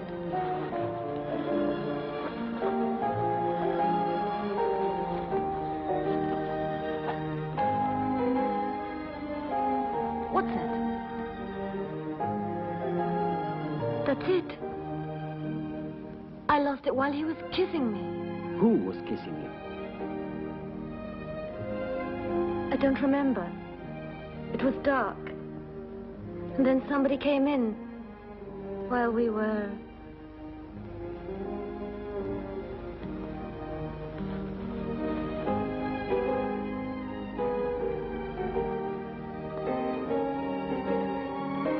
I'm sorry, it's all so vague.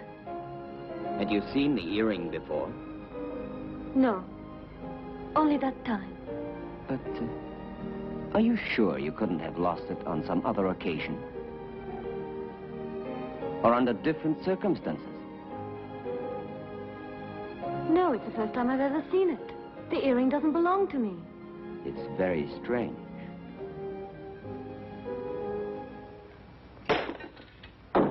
Be careful. It was possible for me to give you back your youth, but I could do nothing about your mind. It doesn't matter, Doctor. It's not my mind which is useful to you when you need it. I hope I'm not disturbing you. I thought you had forgotten my invitation. Oh. Come along. I want to show you a unique experiment which could have sensational developments. Oh, very interesting, but if you don't mind, I'd like to speak to you about your wife's illness. I'm sure that Jenny's hallucinations come partly from her sick mind. And I'm sure that they must also have a cause and foundation in the reality that surrounds her. No one could wish it were so, more than I do. But unfortunately, various symptoms seem to point to the contrary. I thought so too, at first. But look. An earring? Yes. And so? It was in the greenhouse, under the leaves, exactly where Jenny dreamt she was. But it doesn't belong to her, so it belongs to another woman. Muriel, for example, with whom Jenny identifies herself in the dream. This earring proves that there is something real behind Jenny's nightmares. And if we can discover what it is, we will solve the mystery. Her ladyship has acquired the habit of hiding things about the house, and then forgetting later where she has put them. I told you about this. Oh, yes. It's true. A form of kleptomania. And so, what of the other earring? I don't think it should be difficult to find it. I'm sure it must be among her other jewels, naturally. If you'll allow me, I'll go and have a look. This would explain your strange discovery. Go along, Solange, and then rejoin us in the living room. Oh, I had almost forgotten. Lady Arrowsmith has changed her room. I don't think you knew about it. In the meantime, let me show you now the experiment I was speaking to you about.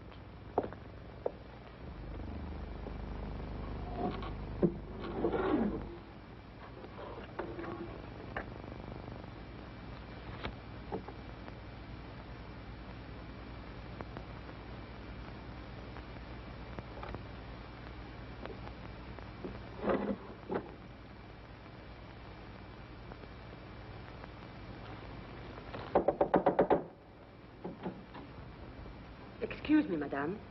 Dr. Stephen would like to show Dr. Joyce some of your jewelry. If you would like to go down yourself, they will be very pleased. Oh, I'll come down with you then. Please, may I take your jewel box? Why, yes, of course. The earring is one of those in the portrait. There is no doubt about it. It's true, then, that they belong to Muriel. Undoubtedly. You see, my dear Derek, at first I was rather embarrassed to admit that my wife sometimes hides certain things. You know, without any reason and without remembering it. Solange says that you'd like to see my jewelry. I'm afraid they're not collection pieces, but I'll gladly show them to you. I should like to see them. You're very kind, you know. Here's an emerald and diamond necklace that I like very much. Oh, and here's a gold bracelet that belonged to my mother. This one is from Sanssouci. Beautiful. And this is an earring that's...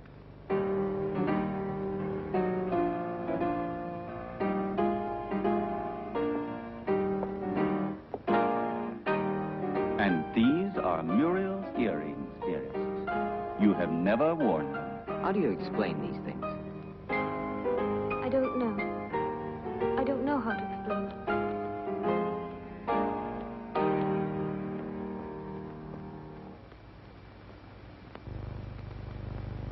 Poor Jenny. She becomes stranger all the time.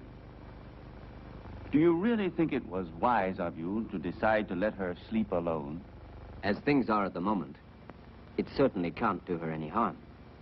One must proceed blindly, by trial and error. Her memory is blocked just now. Yes. I realize that her condition doesn't leave us much hope. And I know that you are doing everything humanly possible to help her. Oh, Stephen! Doctor! You should be more careful. Let's go down to the laboratory. We must stop the bleeding at once. Is there anything I can do to help you? No, thank you. It's nothing. She has a blood disease, nothing serious. But we must stop the hemorrhage immediately. Otherwise, it could be dangerous. Come along, Solange.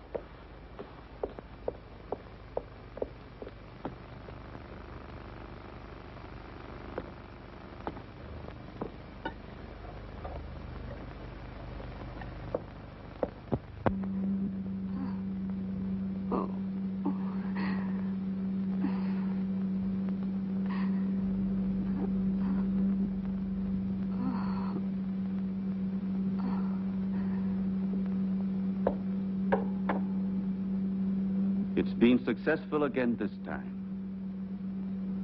But solution can't last much longer. Jenny. Jenny! My blood! Downstairs in the laboratory. Go! Go! Hurry!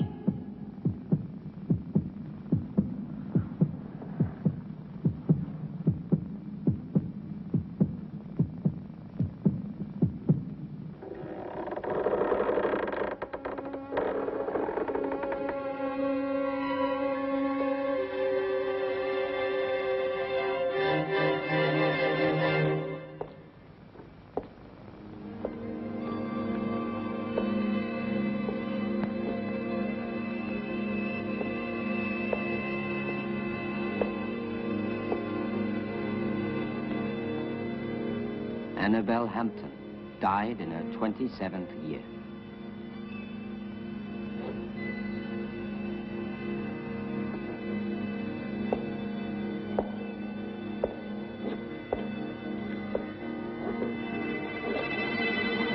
Muriel Hampton, 26 years old.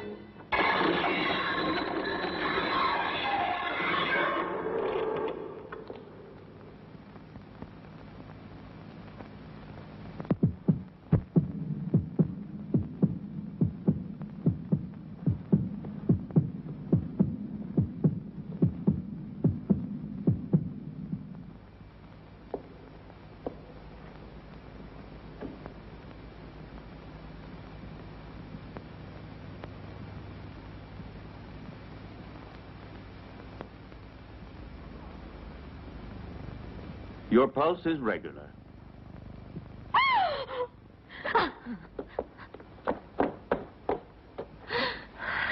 She must have been completely out of control. You tend to your wound, and I'll look after her.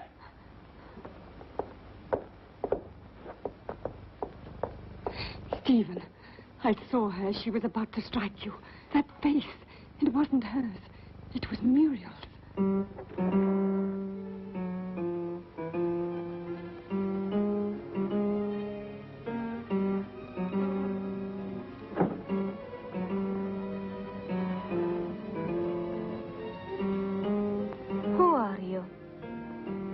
Jenny, what were you doing? What happened to you, Jenny? Jenny? Jenny? I'm not Jenny. I hate Jenny. I hate her. I'm Muriel.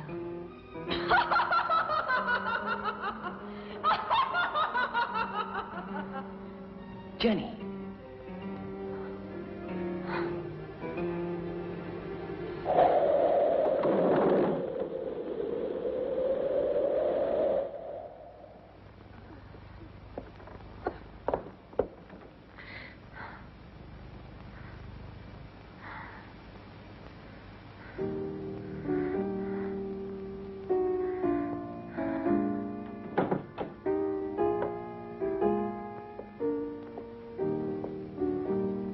Jenny. Did you see it too, Derek? Yes. Did you? Yes, I don't know what it was, but I shall certainly find out.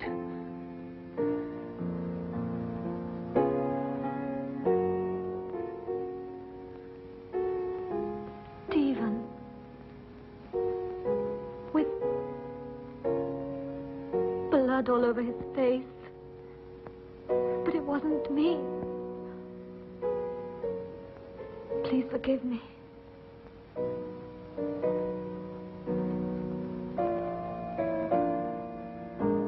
But what do you think she wants from me?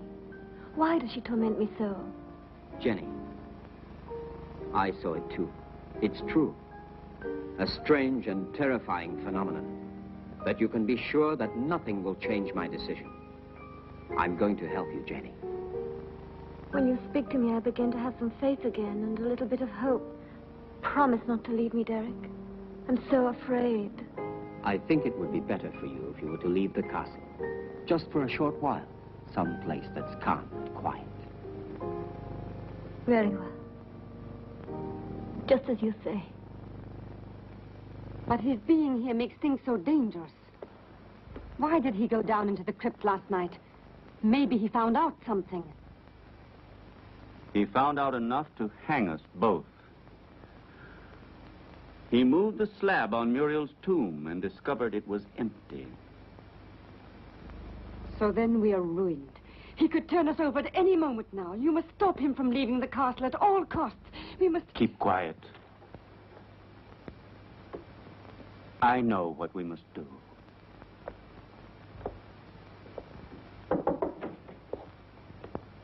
You were looking for me, Doctor? Why, yes, I was. I wanted to have a few words with you before you went to the laboratory. Nothing would please me more. Thank you.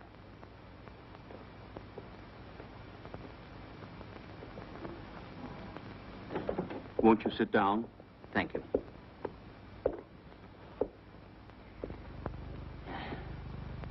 I wanted to speak to you about your wife. I'm convinced that it is absolutely necessary for her to leave the castle for surroundings more suited to the cure of her mental troubles. What is the matter? You may speak quite freely. I want to tell you there are ghosts in this castle, Dr. Ira Smith. Really? Tell me, have you seen them yourself by any chance? Souls living in another world, trying to hide themselves behind Jenny, trying to possess her, to destroy her mind and free will.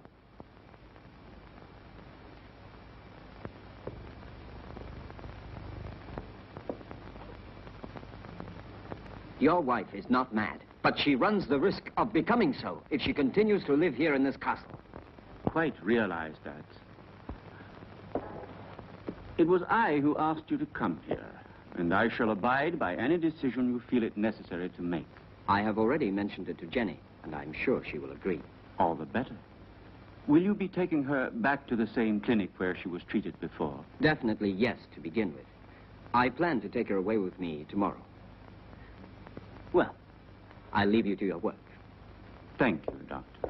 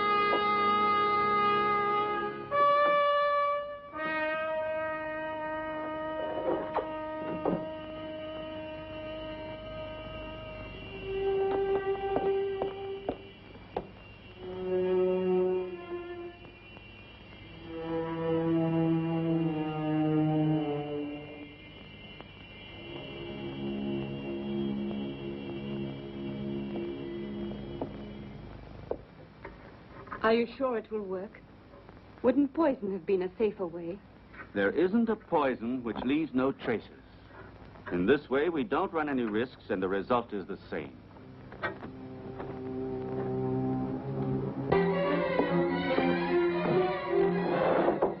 Come in. Excuse me, sir. I forgot about the clean towel. Oh, that's all right.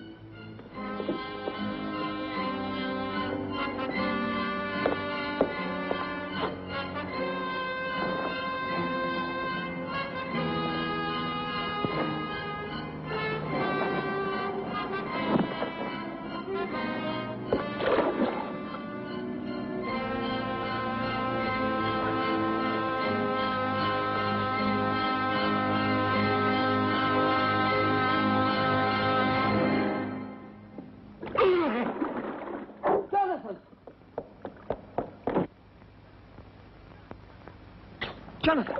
Jonathan, what happened? Jonathan! What happened, Jonathan? There's no doubt he had a heart attack.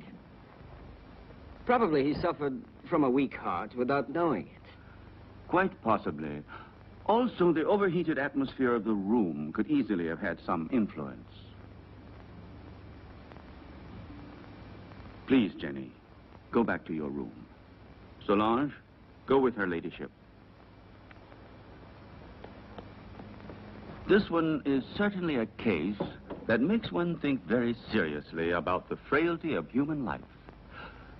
Only 10 minutes ago, that man was the picture of health, and now he is ready for the worm. Please allow me not to appreciate your cynicism, Dr. Arrowsmith. Forgive me, my dear Derek. The fact is, you have remained too much a man to be a scientist. Oh, and before I forget, will you think about making out a death certificate for the authorities? Right away. Something else, if you don't mind. Will you help me to carry poor Jonathan's body into his room?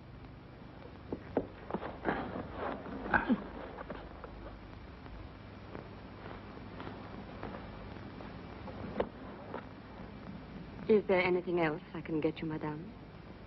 No. All I want to do is leave this house before it's too late.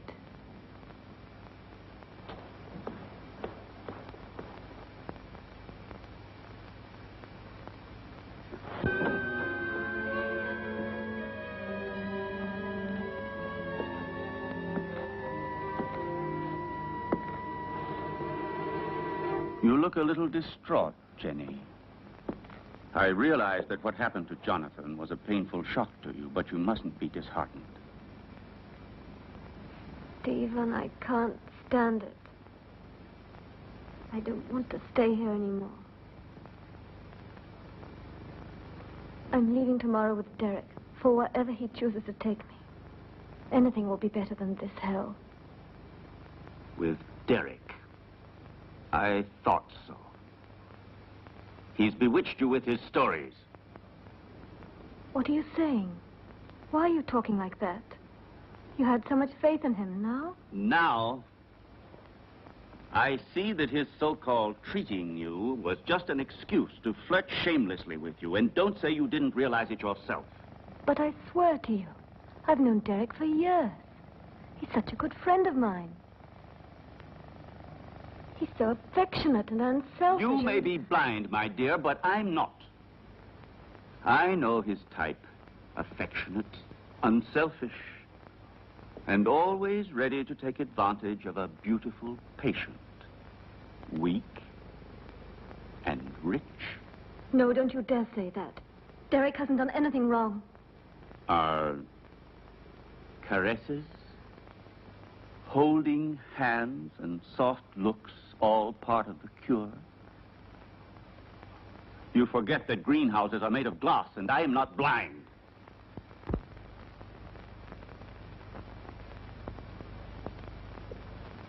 I love you, Jenny. I don't want to lose you. I can't stand the idea of your going away with him. Don't leave me alone, Jenny.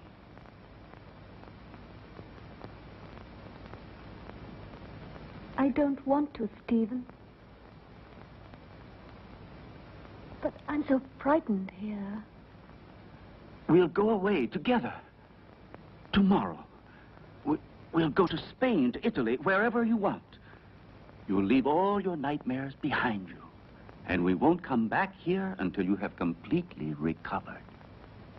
All right? Then we leave tomorrow. Just as you say, Stephen.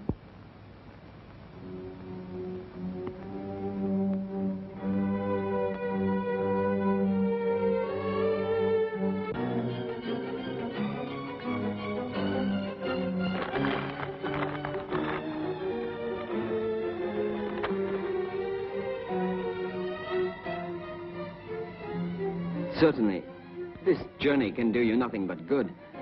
You'll be able to amuse yourself, to breathe purer air, to find real tranquility. But I cannot pretend that I shouldn't have preferred another solution. Do you mean the asylum, Dr. Derek? Or have you other plans? But Jenny, Why are you saying these things?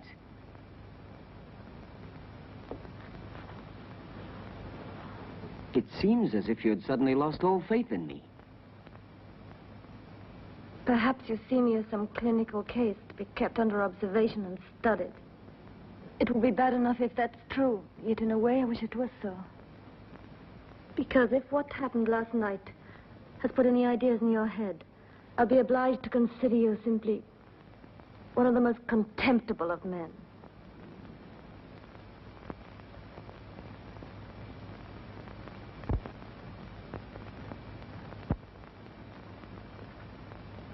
I realize that after what you have said, there's nothing I can answer. Whatever I might say would only confirm your suspicions. Now, the only thing left for me to do is to go away. But before I go, I want to tell you this, Jenny. I have always been very fond of you. And any time you need me, I shall be happy to help you.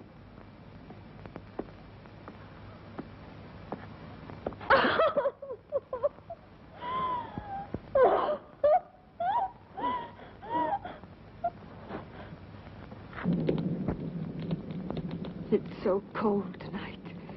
That damn blood. It's turning to poison in my veins. Cold, heavy, like mercury. She wants it back. Muriel, that witch, she wants her blood. Stephen, do something. Save me. I need new life. Young, pure blood. I need Jenny's blood. Very well, then. You'll get it tomorrow.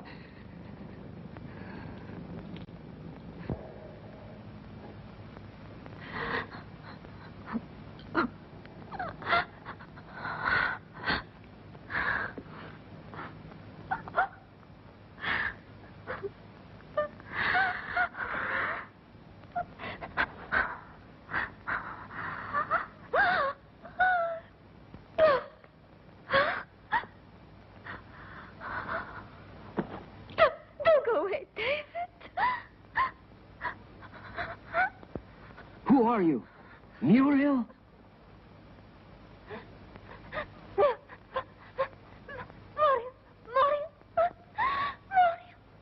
Where is your body? My heart. Oh, take my heart. Oh, take my heart. My heart. Oh, no. Oh. Who killed you? Stephen? Oh, Stephen! Statue! Dagger!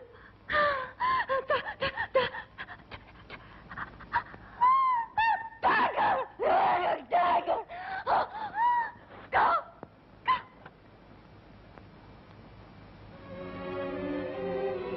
No! Go! Go away! Go away! Go! Go!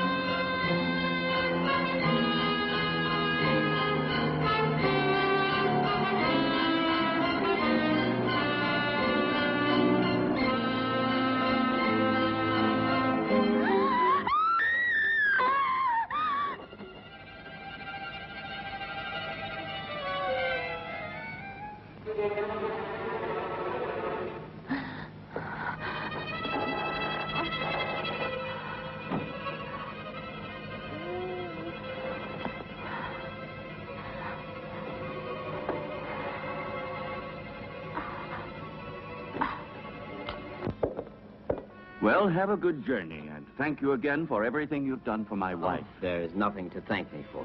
And would you please say goodbye to her for me? Goodbye, Derek. I'm grateful to you for trying to help me. Oh, I'm delighted to be able to wish you a pleasant trip once more.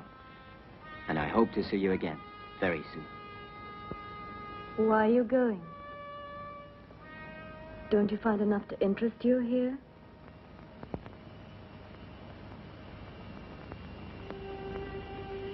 Do you like the Hampton Crest?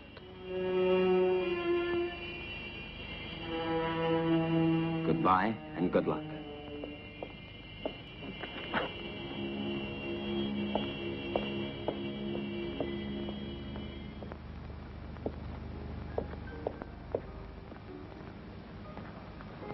When? Now. Stephen, I beg you. We must be far from here before he is able to speak to anybody. I am preparing the electrolysis. You know that it's only a matter of a few hours. Everything will be ready for you by this evening. And then we'll leave during the night, all three of us. At least officially. I'm going down to the laboratory.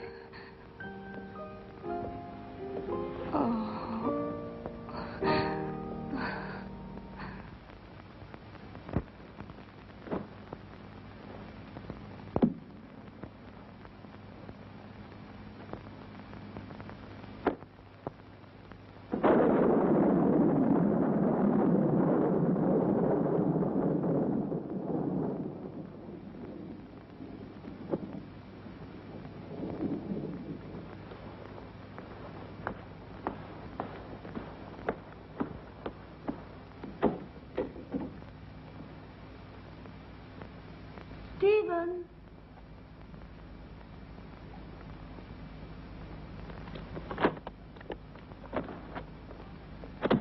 Listen, Stephen, I wonder if...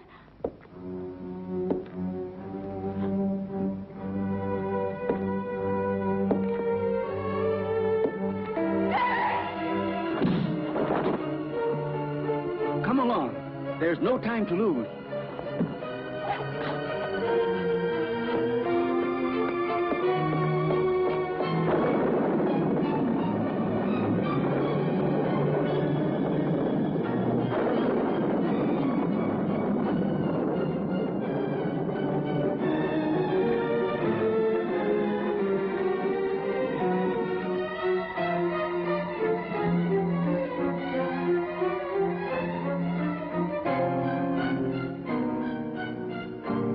What are you doing, Stephen? Why are you looking at me like that? I'm going to free you from your nightmares forever, Jenny. Your sister is calling you, isn't she? Can't you hear her? Now that damned voice will be silenced forever! Miserable Hampton Witch, your race is finished! Stephen, I can't stand it!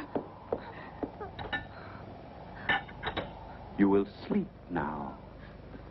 A long sleep Stephen, let me go. that will be without any more dreams.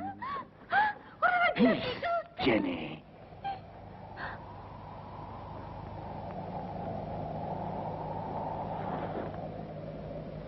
Come along now, lie down.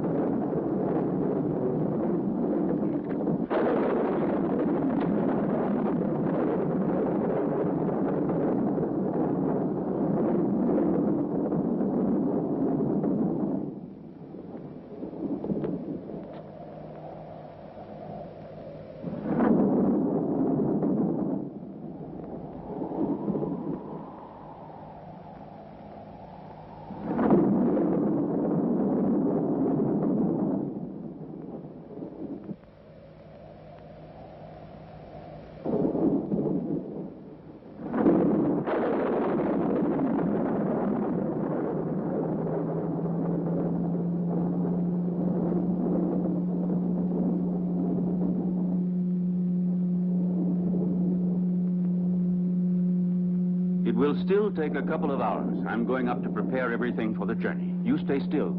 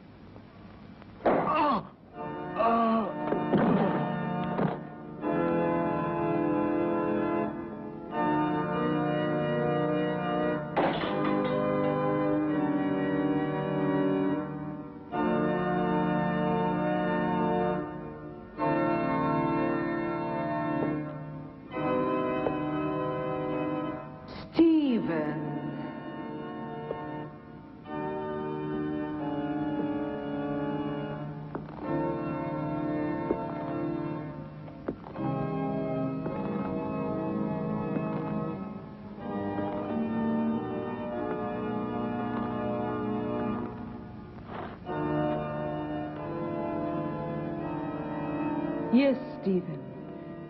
It's my flesh you're touching. The flesh you thought you destroyed. But you can't destroy flesh any more than you can love or hate. It's all the same thing. What do you want? I punished you for your crime. No. You gave me extreme pleasure. You taught me the pleasure of the torment of the flesh, which turns into ecstasy. Yes, Stephen, that passes through life into death and receives eternity. Now I'm going to reward you with that same pleasure. Come, darling.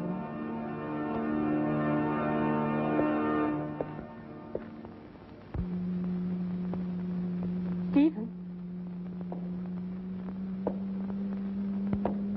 Stephen?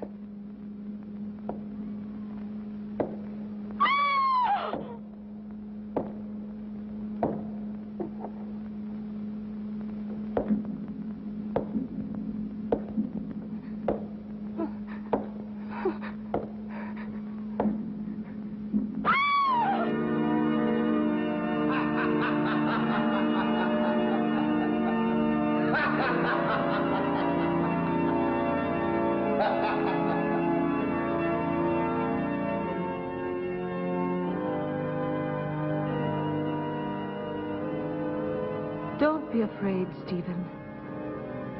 I'll stay with you with my body and my senses until someone comes and destroys my heart.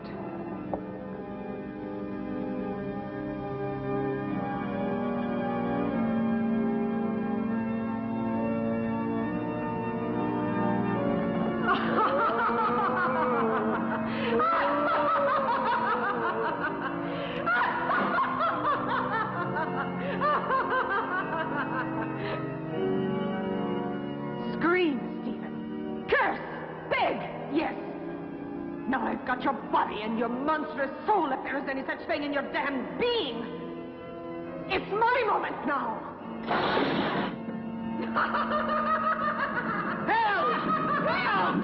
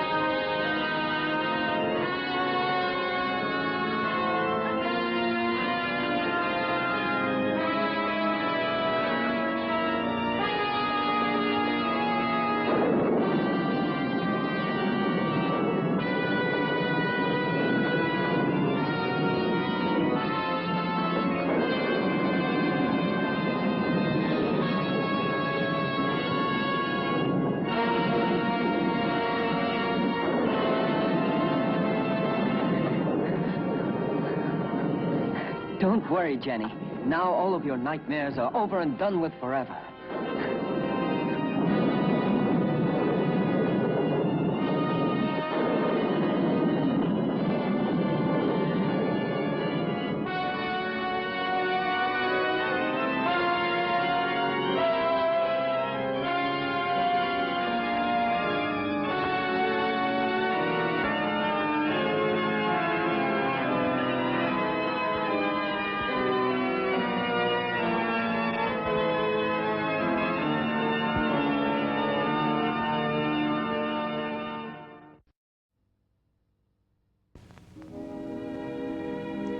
And now, folks, it's time to say goodnight. We sincerely appreciate your patronage and hope we've succeeded in bringing you an enjoyable evening of entertainment. Please drive home carefully and come back again soon. Good night.